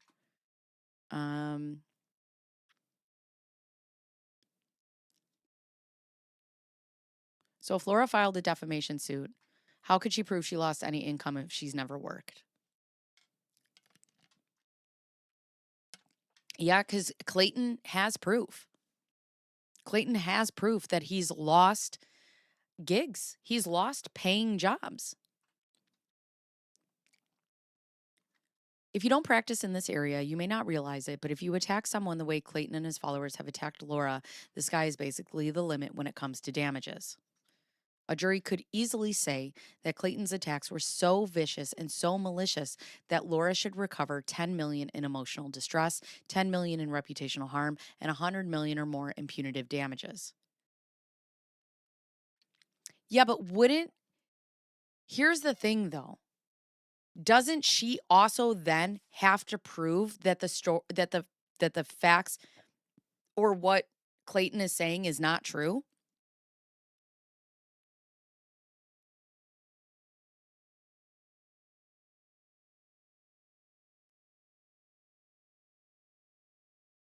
You can't just go in there and be like, he's talking shit. She would have to prove her case, which is basically she would have to prove him wrong and say, no, I wasn't faking a pregnancy. Here is everything. You don't think for a second when a jury saw the evidence that she had proving that what he was saying wasn't defamation, that they would be like, oh, you don't actually have proof. No, that's okay, Charlie, please. Answer. Right. It can't be defamation if it's true. If it is a fact. She has never proven that she was pregnant. You can't yell fire in a theater, but you can say she's a raving lunatic. So yes, a judgment of 120 million or more is easily within the realm of possibility here. I mean, pop off, queen. Oi. The fact that Laura didn't and hasn't taken this to court for defamation is proof he's talking bull here.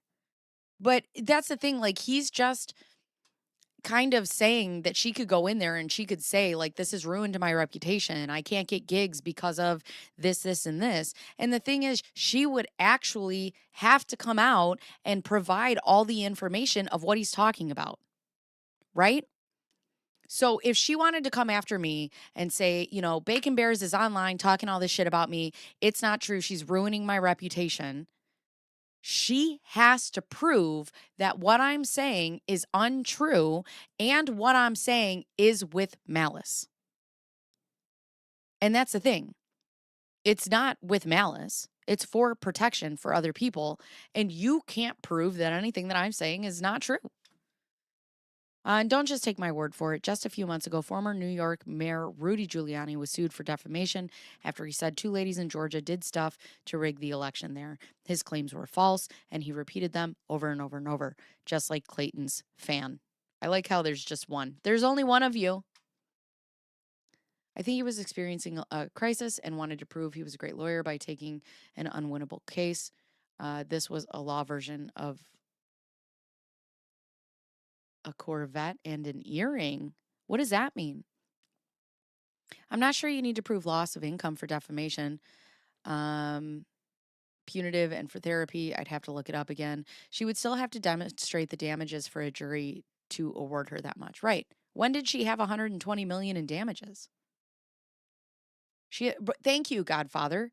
She has no paid taxes. She has no provable income or loss. Whoa. Oh, midlife crisis, I see. It would be on Laura to prove she didn't defame him. Right. But Clayton would have to. So if she was claiming okay, let's put this into perspective here. She's claiming that Clayton defamed her, right? She would have to bring forth information that proves that she was pregnant, which she can't do, which is how we got here in the first place. I check the laws on defamation. Often the ones, on the person making the statement, not the person the statement is about. Right. Okay. In this instance. Okay, I guess what I'm saying is hi CLDT. Hi CLT. $120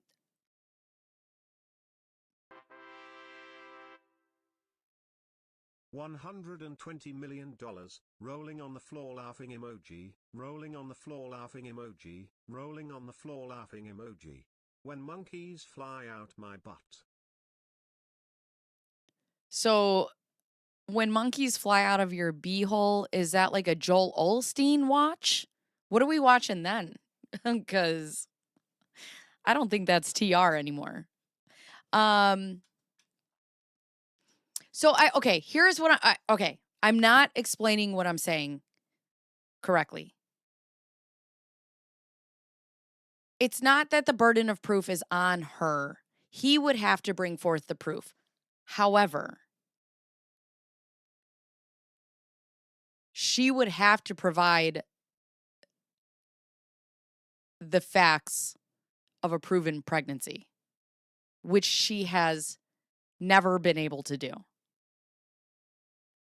And that's the thing. The court would say, do you have evidence that you were pregnant? And she would not be able to bring that forth, which is why we are here. Is what I'm saying making sense? The 2 ladies sued Rudy for defamation, and a jury awarded them $148 million in damages. This just goes to show how online defamation is no laughing matter. Assuming Laura wins this case at trial, my expectation is that she will sue Clayton and many others, and I'm guessing $120 million will be on the low end. Fake Laura Owens, you should just get to suing. You don't typically have to prove damages.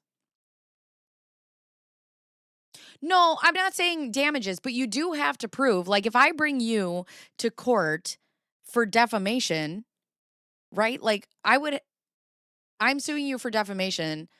I would have to bring factual evidence of what, like, let's say, all right, okay, let's put this into perspective, okay? Let's say that you are saying that my, how do I explain this? That I'm a thief, okay? You know vehemently that I'm a thief, right? You've been talking all this shit online. You know that I stole a t-shirt from Costco on June or July 10th of 2026. Okay? You're calling me a thief, you're calling me a liar, you're calling me an asshole. I know none of these things are true.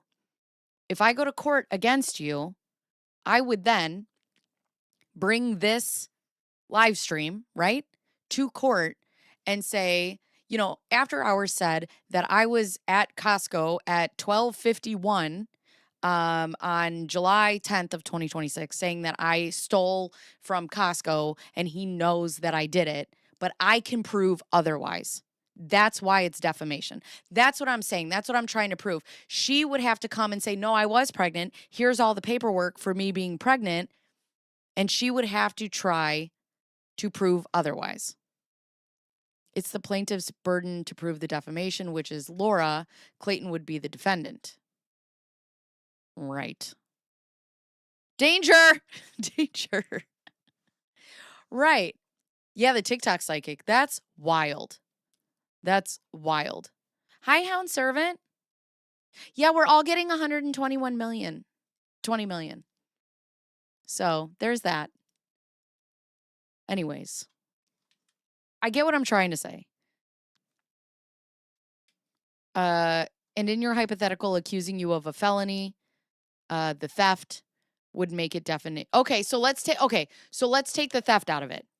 Right? Mostly harmless fuzzball goes to court and says, I know Bacon was pregnant.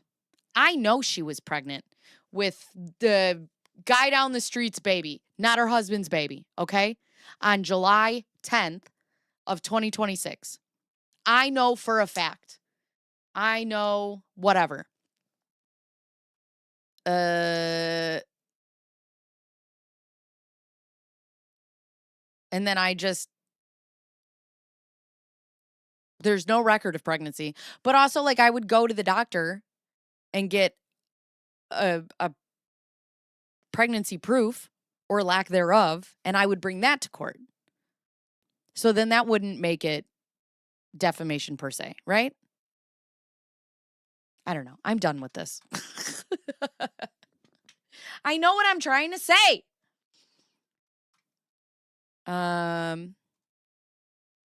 Him telling Assuring Clayton that this was the last plea deadline. Oh, we're talking about something else. Anyways, okay. And one other important thing to note, unlike most other kinds of debts, defamation damage awards cannot be discharged in bankruptcy. That means if Laura sued Clayton for defamation and he won, he would not be able to avoid paying her by filing bankruptcy. Yes, it is always possible a jury could give a smaller award, but if they come back with something in the tens of millions, the defendant will be stuck paying that judgment for the rest of their lives. Of course, truth is a defense. So maybe if Clayton has clear and convincing proof that everything he said is true, then he'll be fine. But if I was in his shoes, I would not take that kind of risk. You cannot claim defamation on a false premise.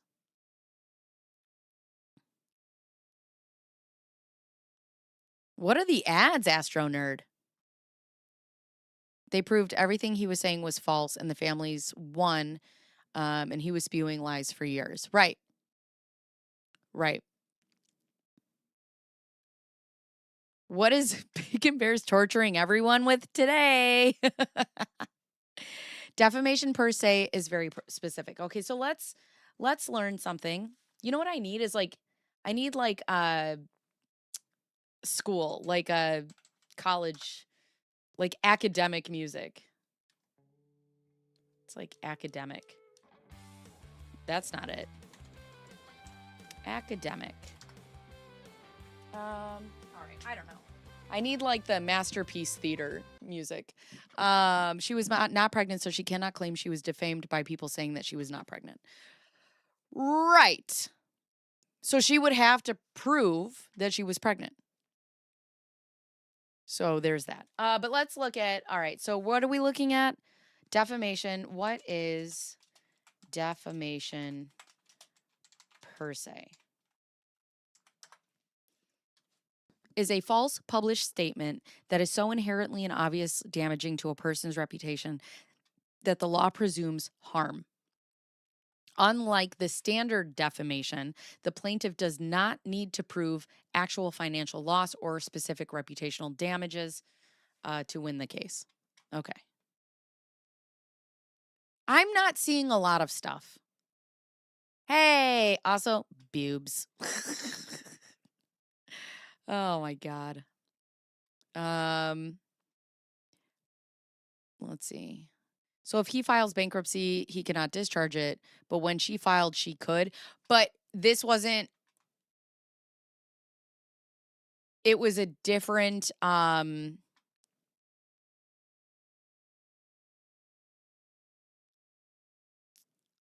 he was awarded sanctions. I don't think this is sanctions. This is like, I think because maybe they're different. Is that a thing? I don't know. Obviously, I know nothing about U.S. libel laws, but frankly, it sounds even more of everything we do is a maze. Everything we do. Hi, Wendy. Perry Mason music. She's a lying liar who lies. Here's the earlier message. The ad jump scared me. All of a sudden, I had Ice-T telling me he likes sex. Oh. What? Detective Tutuola is like, hell yeah. Okay. All right. Let's start over, okay? Emotional damage. Yeah. This law is like, ugh. Do you remotely think that you could use the AZ court's judges to lie and manipulate these men and then just say, hey, it's okay, Laura. You made our court system look like a joke. Here's a get out of jail free pass. Yeah, I don't know. Oh, yes. Grad music. That's what we need. Anyways, how would Laura prove that what being said is not true? If she has produced none of the documents to prove that they are false, what is your opinion on her editing the sonogram on Fiverr? I don't get why people think Laura has no documents to back up her story. Well, I can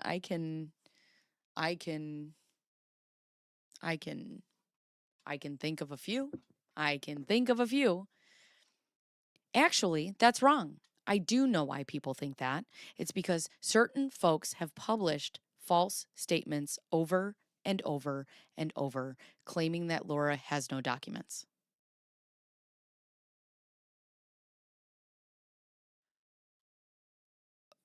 No, that's not what people were claiming. People weren't claiming that she has no documents. Nobody said that.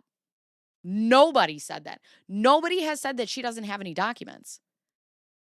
What she said, or what people have said, is Laura has fake documents, altered documents, fabricated documents. So, you know. This is only just making Laura's defamation claim stronger because it shows how powerful a lie can be. People literally think they're hearing the truth when it's actually just lies.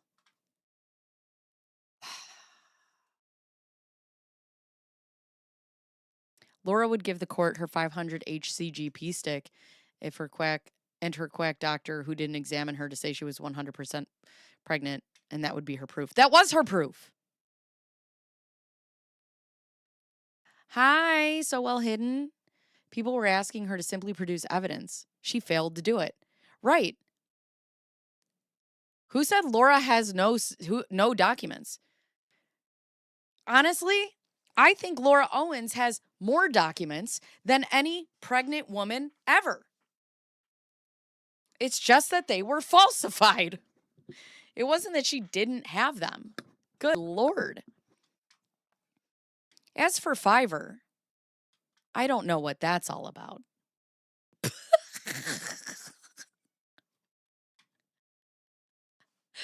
As for Fiverr, I don't know what that's all about. Oh my God. We just talked about that yesterday or the day. Yeah, about her making false medical reports. That's what she does. That's what she does. How would she prove losses for defamation? She has no income. I know, cats. I know. Ugh. As I've said before, I am not watching any videos about this case at this moment. I just don't have time. I do have other clients.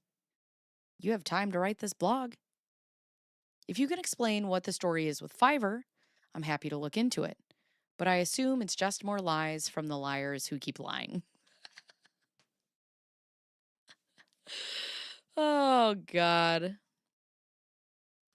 But props for Greg for originally figuring out that ultrasound was fake way before the light. Right. I would never know to do that. I would never know to do that. To like reverse image search. Mm-mm.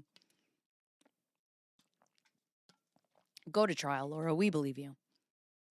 How can you explain how Clayton is less credible if she has admitted to lying in court? And you yourself said that she isn't credible. And I believe you called her actions dumb. Don't worry, we'll watch it again. So, why would anyone believe Laura? She also has 4 victims, 2 of them who have identical stories. What would they have to gain from this? Question. Let's see. See the proof. Answered your own question with, within a question. Regarding the explanation of the defamation, wouldn't there be a concern of jury not agreeing? Simply just seeing that obviously public,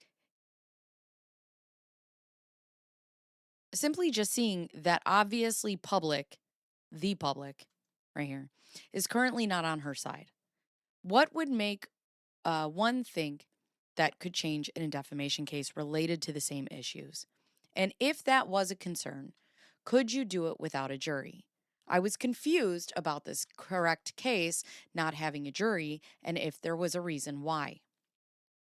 David replies, I'm not sure if I understand the question. In any case, involving a jury, there is always a chance the jury may not agree with your position. That's the exact reason we have juries. So a group of people can look at disputes and decide what they think happened. This is also why Clayton's paternity case is actually in the wrong court. It's in family court. Bye, Astro Nerd. Also, if you guys if you haven't liked the stream, do me a favor, go and hit the thumbs up. That would be great. Helps us out a lot. A family judge has no jurisdiction to decide civil claims like defamation. Right. This isn't a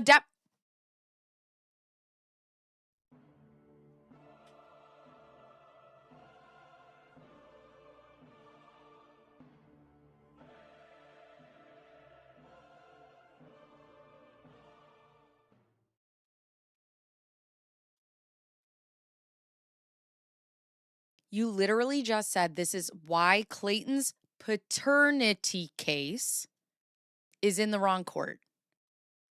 And then state in the next sentence, a family judge cannot decide things like defamation. This is not a defamation case.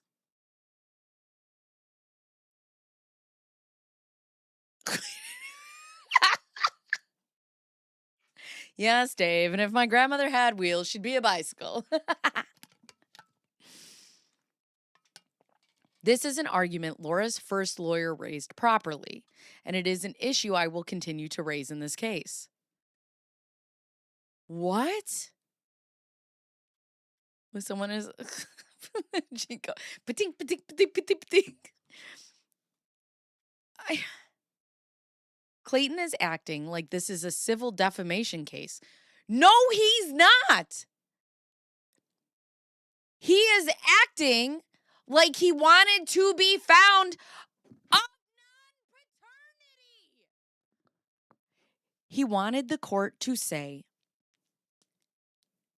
that he was found with non-paternity, that there was no paternity, that there was never any paternity. And he is allowed to do that in family court. And it is a family court case. Paternity cases, those of paternity and non-paternity, go through family court.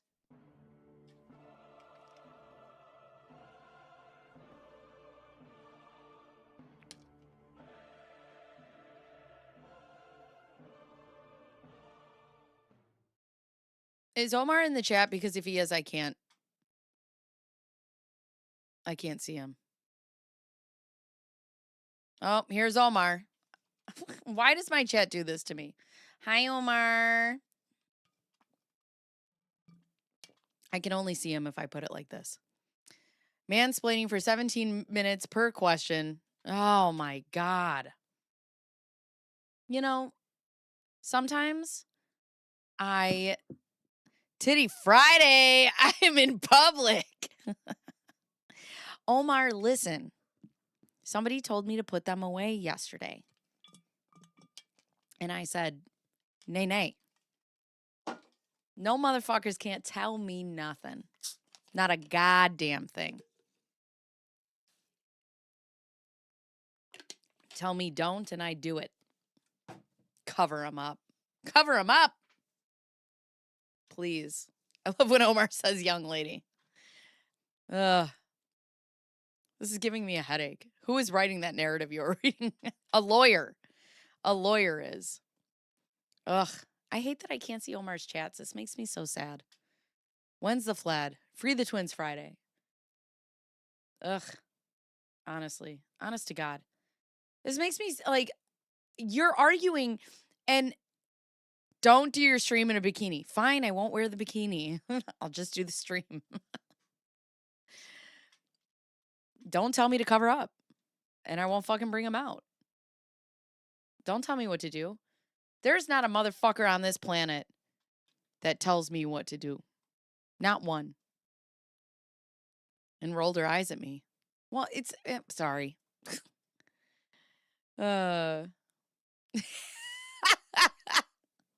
That's our bacon. Yep. You can't tell me nothing. Can't tell me a goddamn thing.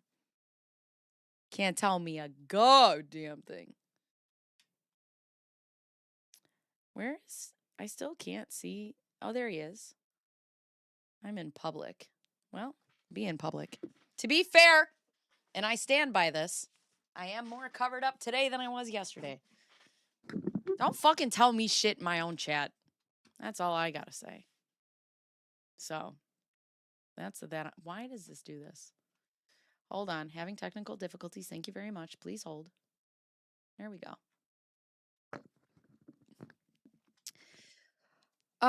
Clayton is acting like this is a civil defamation case where Laura is the defendant. That would be fine. Except you go right ahead. You just do. You just do whatever you want. That would be fine, except the family court has no jurisdiction to rule on civil claims.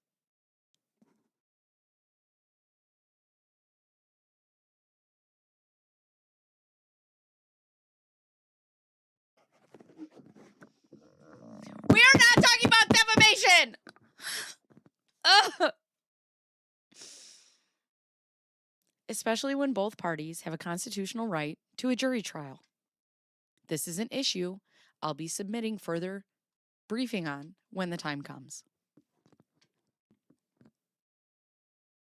This is not what we are talking about. The discovery would be so broad in your lawsuit, it would cripple Laura's chances at success. The prior victims will all parade their evidence of similar deceit patterns. The jury will hear about every single thing she fabricated in her attempted to secure a relationship, man after man. Imagine it. Yep, no bikini. Don't throw me. I'm going to Michael Maricini you right into the shrubs. Bacon nervous breakdown. Sorry, headphone users. Emotional damages. Emotional damage. Emotional damages. She will never agree to open that door. The entire history of her psychiatry records will be fair game. Her parents and family will crumble under the terrible pressure of subpoenas and testimony. One subpoena for her historical pharmaceutical records, and one subpoena to your health insurance carrier will reveal all the mental health treatment she sought and what for. I was maraschini'd. I have to ask him if that's true.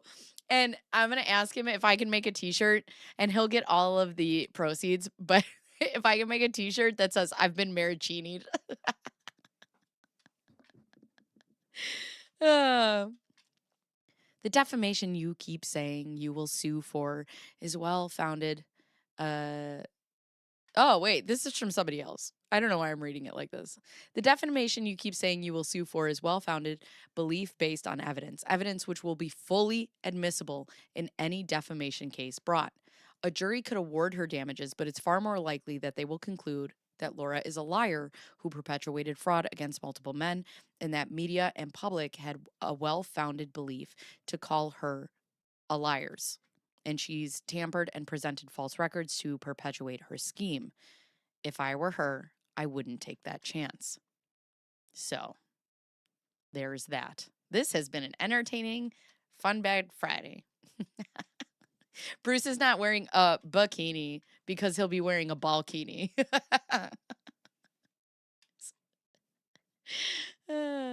He's like Borat. So, David, I can't testify that the mailman delivered the mail if I didn't see them, even if there was no mail in the mailbox this morning. But there was mail in the box when I got home and a mail truck parked on my street. Serious question. Thank you. Not with that attitude, Bruce. I mean, sometimes. Isn't that the point of lawyering? You're actually correct. If you didn't personally see the mailman put stuff into your box, you...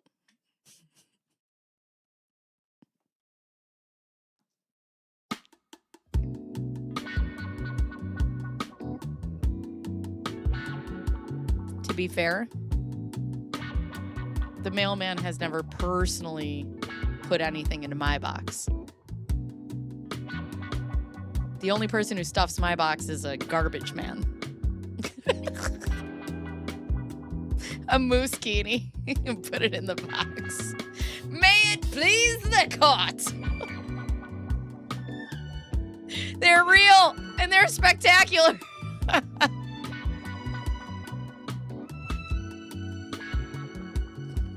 In a mankini.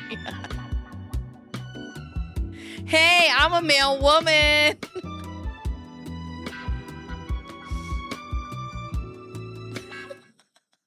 God. Oh, what has today become? What has today become? If you guys are new here and you're enjoying this stream, give it a thumbs up. Thumbs up. Like it, like it, like it. If you lack personal knowledge of how your mail arrived. But to be fair, this rule does allow for some flexibility. If you went to bed and the street was dry and then you woke up in the morning and saw the street was wet, most judges will allow you to say, it rained last night, even if you never personally saw the rain falling. But on the other hand, the more important an issue is to the case, the less flexibility is given on the issue of personal knowledge. What's in the box? Get that cigarette. Wait, so if the mailman didn't stuff my box, then I never got the mail?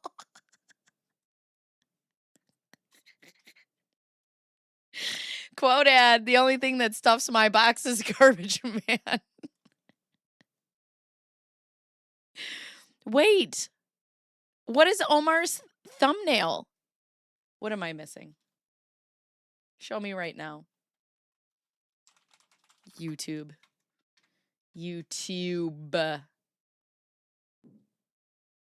What What was that upstairs? I don't see anything. Is it on Omar's channel? Where is it? Balkini. Be right back.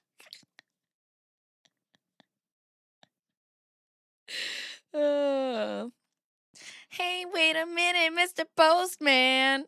It was on Omar's video last night. All right, let's go to Tilted Lawyer. Tilted Lawyer.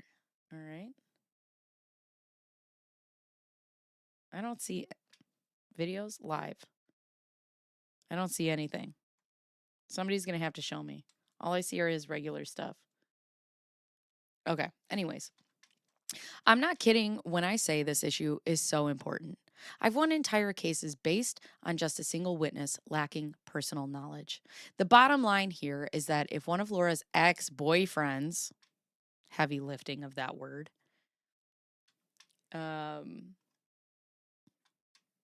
claims she faked being pregnant, that person must explain how they know that. The amount of words we all made up in the last few days. It's great. It's great. I love it. I love it. I only put the bikini on for my Only Antlers channel. Pelicans don't always look where they're flying. Special delivery. Yeah, I'm looking. I don't see anything. Bikini Bruce. Balkini Bruce. Clayton is trying to claim he knows she was never pregnant because I didn't actually stick it in. But that's an incredibly weak argument. Our dribbling expert with 30 years of experience will testify that when a penis, sperm, and vagine are in close proximity. I'm going to tell my husband, too close. This is too close a proximity. I'm going to get pregnant. You got to get, nay, nay. I rebuke you. I rebuke you, demon. Oh my God. When they are in close proximity, what's the proximity? What is the, yes, said the Latino. Exactly. Yes. Please. Oh, any man too close to me, I rebuke you. Rebuke you when he's cleaning it. It might go off. I have a 5-foot radius. My God. A woman can get pregnant even without actual penetration. I will bet you anything Clayton's own experts will agree with that statement. Okay. YouTube just popped an Omar thumbnail with his pic in the middle of YouTube Mafia. What? Somebody screenshot that and send it to me right now. She's not allowed to contact any witnesses. Oh, Laura's bail documents. I need to read those. Close proximity. I must have accidentally impregnated half of the population of Texas and the Deep South, all because I was near someone. The things we learn. It isn't possible. Or isn't it possible? Kind of a weak argument regarding your expert's testimony. Does this concern you, especially considering your statement that the more important an issue to the case, the less flexibility is given above? Not trying to be an a-hole, just curious. B-hole. Let's change that. Not trying to be a b-hole. Because here we're about TRs and b-holes. Oh, no. Oh, boy. Bruce got a new nickname. I know. We are rated R today. I used to have to... I must be the father of thousands. Lo claims she had PCOS, which makes it difficult to get pregnant, didn't she? Yet she allegedly had multiple twin pregnancies. Yep. Yep. Yep. Well, yes, and I read some of what your expert will attest to. Let's see. It was a girl named Mary or Maria or something who he aided in giving virgin birth to on or around Christmas, possibly an emergency situation in a stable. I'm not sure I got that 100%, but haven't brushed up on my readings in Matthew and Luke. Yes, I have heard of the aggressive sperm that survived the hostile environments to get to the egg, the Olympic ones that run, jump, and even pole vault. I love it. Oh, that's why my parents didn't want me sitting next to boys. It's Dave Vine conception. Davine conception. Sicilians were extra prolific as a people, so that's the other half of the population. Sorry, guys. This is a true and known thing. When a penis, sperm, and vagina are in close proximity, a woman can get pregnant even without actual penetration. The risk of getting pregnant in this way is very low because sperm can only live for a short time outside the body. I don't know the exact percentage. What makes it even less likely is Laura suffers PCOS. So we have that. From NHS UK website, PCOS is one of the most common causes of female infertility. Many women discover they have PCOS when they're having difficulty getting pregnant. PG 16. Can we do like, how old am I? 41. Can we do like PG 30? You look stunning coming from a huge titty girl. Hell yeah. Let's go, Heather. So you're saying there's a chance. Smite him, almighty Dave. Oh, God. During each menstrual cycle, the ovaries release an egg, ovum, into the uterus, womb. This process is called ovulation and usually occurs once a month. But women with PCOS do not ovulate or ovulate infrequently, which means they have irregular or absent periods and find it difficult to get pregnant, which makes it extremely unlikely. So if you take no penetration issue and add PCOS infertility issue, add them together equals very low, extremely unlikely. Yes. It should be very easy to show original ultrasound from Planned Parenthood. If all Laura took a screenshot, then I would assume the actual Planned Parenthood should have an original in their medical files. Yes. Shouldn't they? Katie, tell us everything you know, or at least a written record which staff members performed ultrasounds. Who took Laura's vitals, like how many embryos there were, and how far along she was. And also that she didn't not to take abortion pills. Are we sure he didn't mean pause? Thank you for that too, Lyle. Are we sure we didn't mean piece of shit? You just successfully argued she was never pregnant. Best wishes. All the best. When are you going to address her lying a little having ovarian cancer? David Gingras. This is being addressed in a brief that will be filed with the court today. I will tweet it in a link when it's filed. I have to ask Omar. Omar, I don't know if you're still here. If there's any lawyers in the chat, do you guys like tweet your emotions? And when you add in Tony Robbins and butt stuff, it ain't happening. You don't get pregnant from TR and B-hole?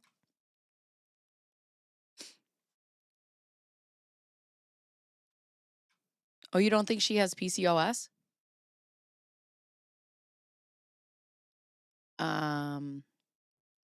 Interesting. I don't know anything about PCOS.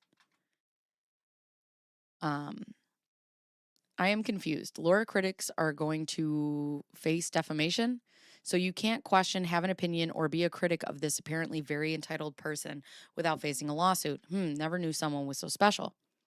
David, you can absolutely have an opinion that is 100% protected by the First Amendment. Knowingly spreading false information is not protected. And that is what a lot of people have done while talking about this case. It's fine though. They will have their day in court, and I'm sure I saw it all on Reddit will be a strong defense with the jury. What if you saw it all in court records, as I have? Now, Gingras, don't be a hypocrite. You defended dirty.com. Your words, it was clear to me Dr. Phil did not understand the legal situation under the law. Website owners like Nick are not liable for what people post on their sites, just like Mark Zuckerberg is not liable for what you post on Facebook.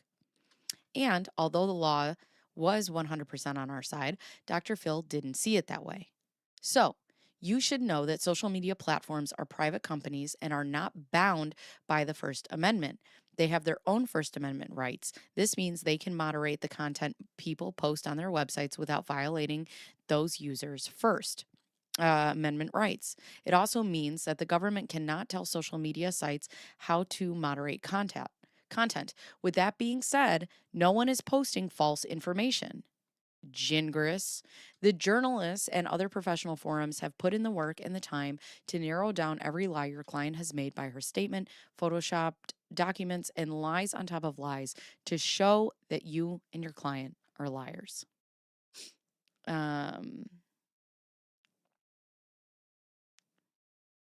It's like he doesn't know how it works. See, Soko, this is actually your fault. Omar's motions are what got him listed in the Italian mob. Love how he hasn't answered any of the comments, proving she is lying. Says a lot when you pick and choose which exhibits to show. Show the rest if you're so confident. Question mark? I Did not have David Gingras question marking on his own blog. Look at us. David Gingras. It's like, wheat, wheat, wheat, wheat, wheat, wheat, wheat, wheat, wheat, wheat. I'm not sure what your point is here. I never threatened to go after any social media companies. I've spent more than 15 plus years defending the law, the Communications Decency Act that protects online platforms. So I know better than anyone. You can't sue YouTube because of false statements in a user created video, but you can sue the content creator themselves. If you post something false, you're responsible for what you said, and it's not a really strong defense to say, well, a bunch of people on Reddit said this is true, so I thought it was okay to trust them. All right. Right. She would still have to prove that they acted with actual malice or reckless disregard for the truth, even if they were making statements based on the filings or internet forums. Ugh. Gingras. Name one false information that has been spread that you choose to follow. I will start simply. Are you going after Megan Fox, Legal Vices, Mike Gravelin, or will you go after an actual attorney? Who's Mike? I don't know who Mike Gravelin is. Real journalist or just random online followers who have an opinion. I only say this because Gravelin laughed your client off like an online insect flicked to the side. Show some balls and go after them all. Gravelin made your client look so dumb it changed this case. Are you afraid to face off with him? Who's Your Daddy videos brought most the interest to this case. Why are you not after him? Who's your daddy? Oh, Law Talk with Mike. I don't think I've met him yet. I don't know who that is. Boobs. And who's your daddy? Who's that? He's the gateway drug? I don't know. I need to meet him. I have no idea who Gravelin is. Never heard of this person. I feel like the comments he replies to are comments by him. I wouldn't be surprised if he was posing as others who ask questions that allow him to provide the commentary he chooses to provide. Yeah. Yeah.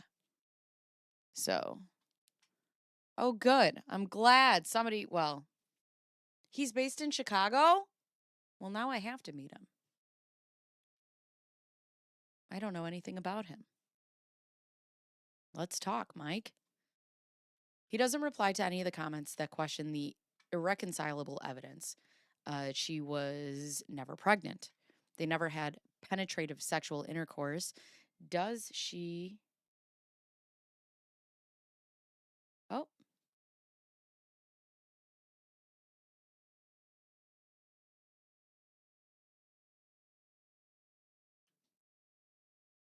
just set a timer for 20 minutes.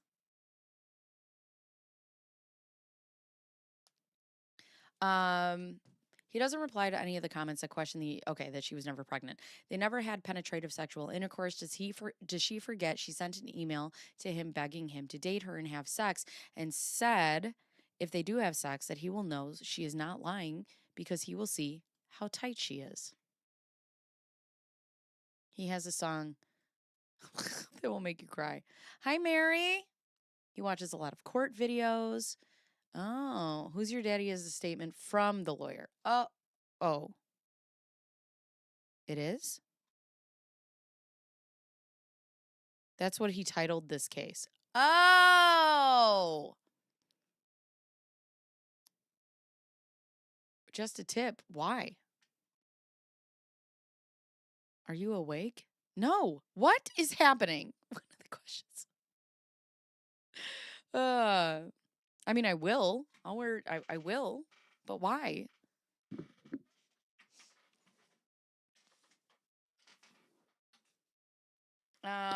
If they actually had sex, why would she beg him to have sex so he would know?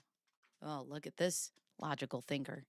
I hope Clayton gives his device to the forensic person that was hired to extract info from Mike's laptop. What I would really like to see is all the men she scammed collectively sue her.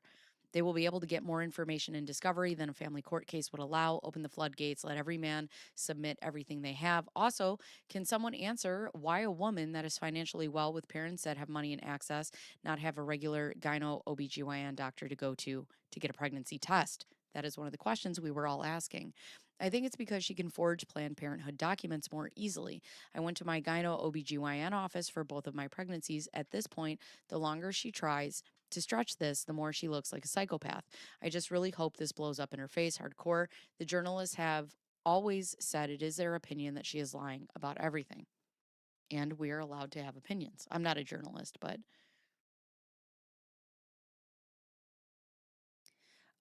we'll reply to a comment if you're dead wrong on the law about something. So just say something wrong about the law in one of his videos. I should. What's like the worst thing about law I could say on one of his videos? uh,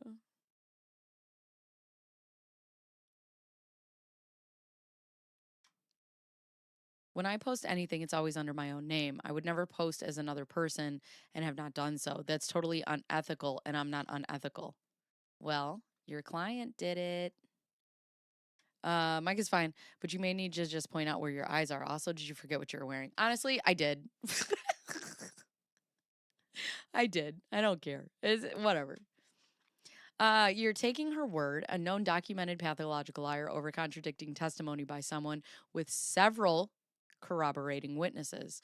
And you are the only one that believes her, even if you really even do. Her documentation in this case is glaringly forged, like all others. Citation needed.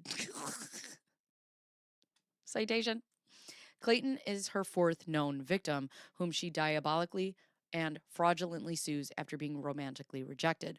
You're enabling this abusive and criminal behavior. I believe you're her fifth lawyer on this particular case because of all the others swiftly quit when they got up to speed on this case and surely realized she was perpetuating a scam. You must like the attention that comes with this high profile case and have no scruples as to whether or not it's ethical to continue to empower a sadistic male factor, destroying those that spurned her attention. Good Lord, big words. We get it. You're smart.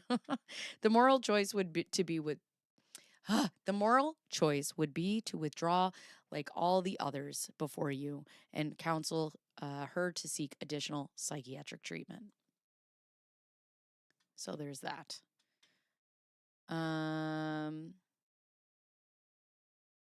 Here, Mikey. Right. Mike.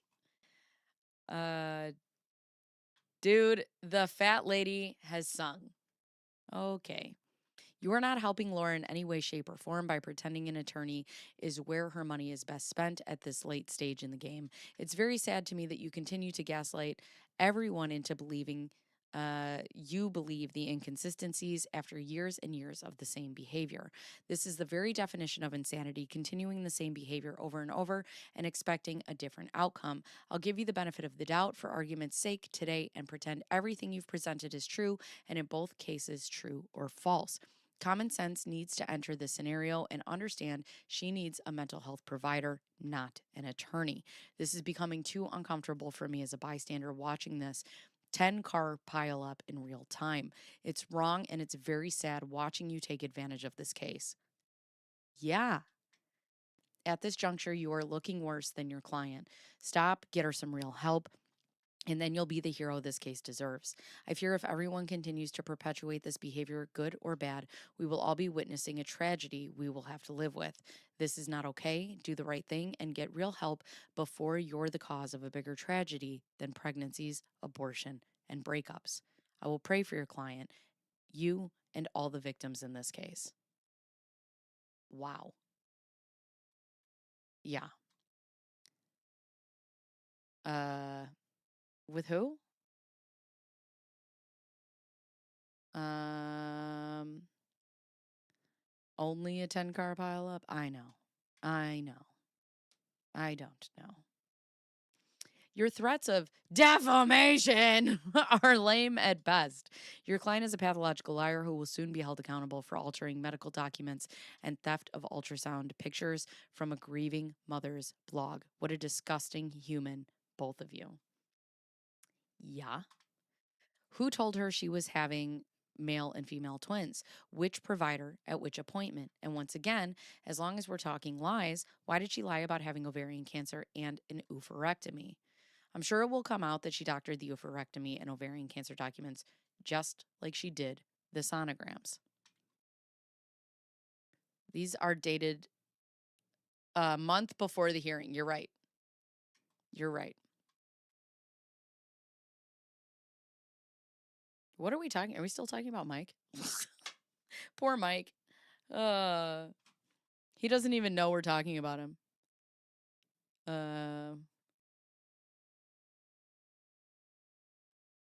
I need to find him. 10-4. Okay, so here's some jingris. Let's see if you're right. Laura just filed an affidavit under penalty of perjury saying she had nothing to do with that stuff. If she's wrong, maybe you will finally get to see her thrown in jail. Whoop. You know, the foreshadowing here is something. Something. If she's lying, I'd be the first one to say, oh,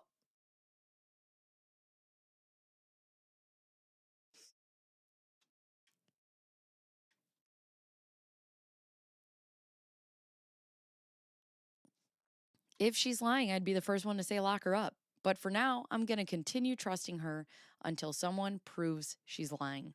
And I don't mean lying about the sonogram edit. She's already admitted that mistake. She's already admitted that mistake.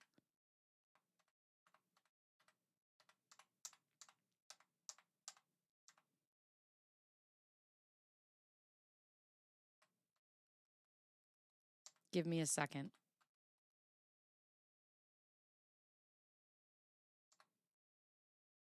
Where is it? It's in your blog. Where is it?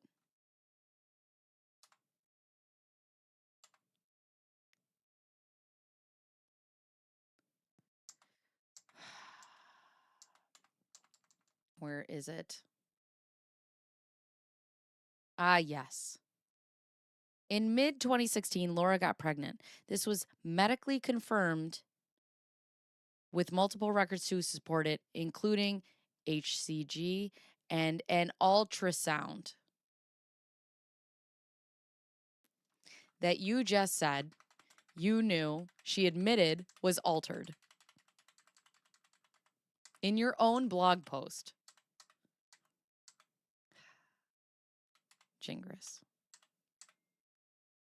Gingras. Lord. Eat those words. Just a little minor perjury. The foreshadowing. Delicioso. Why do my sisters, they know what I'm doing? Why? Why? Where was I? Oh, yeah. So there's that. Oop.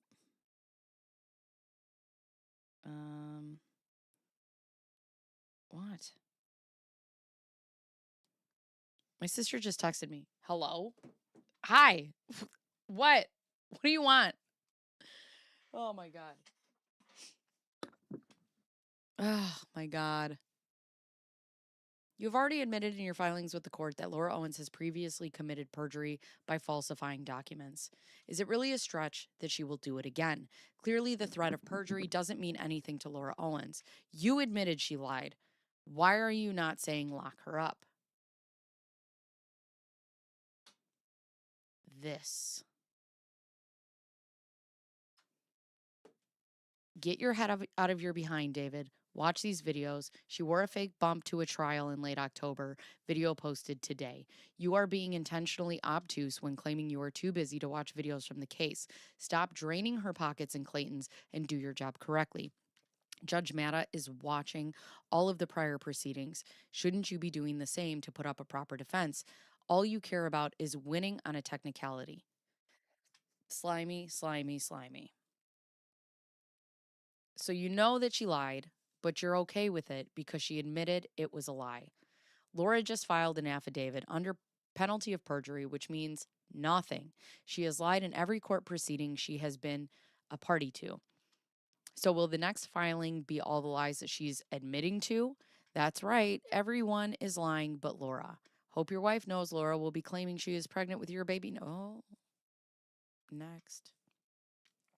What is your opinion on the woman who is coming forward as a witness under penalty of perjury that Laura stole her ultrasound? And unlike Laura, she actually has proof from the MDs. She saw that she was seen by them. Hold on a second.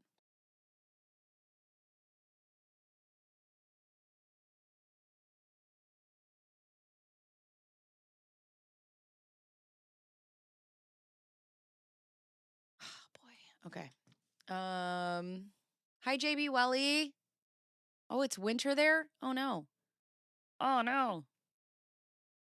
What is your opinion of the woman who is going to be writing a letter to the judge under penalty of perjury that the ultrasound Laura submitted to the press was hers? Would that not be considered fraud if she knowingly stole that picture and passed it off to the public and press as hers? If the metadata leads her to her casita, what would that mean? Genuinely asking. She's admitted to the mistake of editing the ultrasound. How is it a mistake? No, I hit mute because I was texting something back to my sister. Um sorry, little buddy. Oh my god. I need my blood pressure pills.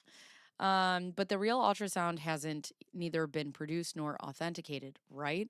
Or are you going to disclose that by Friday? Will it accompany a record custodian affidavit authenticating the records as being Laura's from a particular date? About that affidavit, can we get a comment on the forensic report? Oh my God. I am streaming right now. No, it's fine. Good Lord. Good Lord. She has not been charged with perjury. Yes, she has. Now, not at this point, but she has. It's 2,500 pages, dropped 3 days before the close of discovery. We're in the process of asking the court to exclude this because disclosure rules don't permit sandbagging. Or alternatively, we'll have to ask for more time to conduct our own review of these new messages to determine if they are genuine. This is a process, and we all need to follow the rules. Looks like I was right here. I mean, he's not wrong. You can't do that. You can't. I mean, it was before the time of the deadline, but you can't just be like, here's 3,000 pages. You have to give a lawyer an opportunity, right? Like the proper opportunity to defend his client.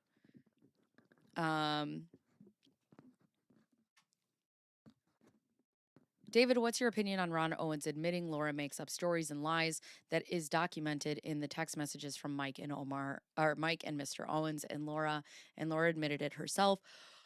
Also, Mike said in his testimony that he never called her his sugar mama. Also, guys, I have 5 minutes before I gotta go. I haven't spoken to Mr. Owens yet. I did meet Laura and her mom. Of course you did. Of course you did. Mr. Owens is apparently quite ill with Parkinson's, so I'm trying not to drag him into this if I can avoid it. Laura swears her dad never said anything such thing about her making up stories. Based on what I've seen of this family, I find it very hard to believe. Laura and her mom are very close, and I understand that's true of the whole family. Laura's haters are trying to paint these people in a false light. Since you've never met any of them, I just ask you to reserve judgment until you hear the facts yourselves. Dropped me a DM.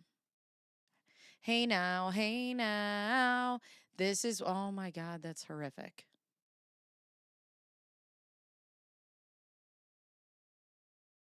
Why would you do this to me?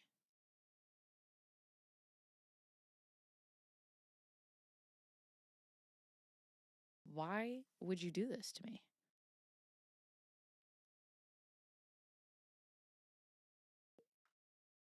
Also, the fact that she's wearing a Rumors t-shirt. I knew it was Fleetwood Mac. I didn't realize it was Rumors. So funny. I hate this. I don't like this. Yuck. I love that album. Hurt me seeing her in Mac merch. Let's see. Laura swears this isn't a great argument from a documented liar and a person who has many misstatements. This was testified by Mike and Greg under penalty of perjury. Who would believe her? Charlie, thank you for the gift. But that's just the thing. It was not testified to by anyone under penalty of perjury except for Laura. Mike never said that he had actual knowledge of Laura faking anything. That is a lie that has been spread by Laura's haters. Don't take my word for it. Read Mike's deposition, which I will need to read. I don't know if I've read Mike's deposition. So, there's that. I know I embedded the version and it isn't easy to read, so here's a direct link where you can download it. Wouldn't this literally follow under the word misstatement, which you use? What people say, he has knowledge that she faked pregnancy versus what was said in deposition. I believe a pregnancy was fake. Please explain the difference between a lie and a misstatement. But Clayton and Greg did. Majority rules. Didn't he? Do we read it tomorrow? I'm not on the weekends. I'm only on Monday through Friday.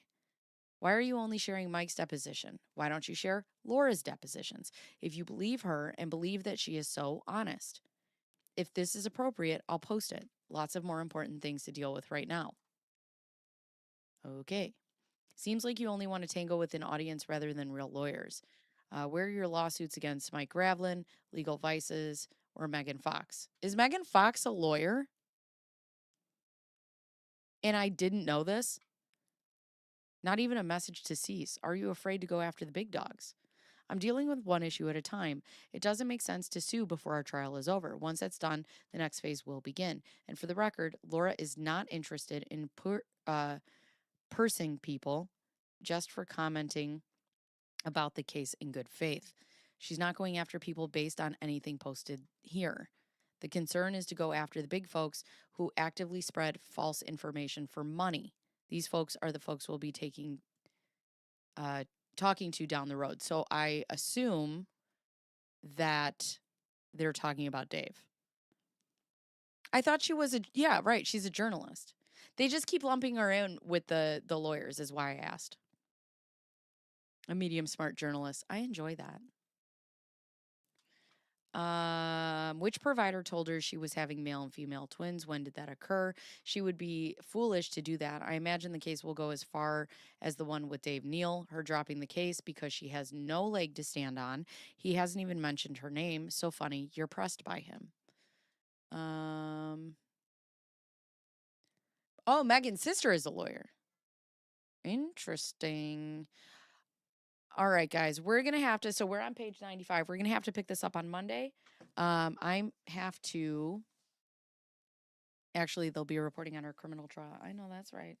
Okay, so today is the day that all the documentation is due for Jan and Ron. On Monday, I will be going live and we will be covering page 95 of motion to disqualify. Disqualify. All right. And that is on, what is the date here? 8/25 of 2025. 8/25, 2025. I do have to go. Thank you for the stream and Bob's. We appreciate it. Thank you for everybody who is new here. If all these people are real and not bots, I really appreciate it. Also, I will see you guys on Monday. Same bat time, same bat place. It will be 11 o'clock. You guys are awesome. Sorry I have to end today early. I just have something I got to do offline. So, with that being said, love you guys. Bye bye.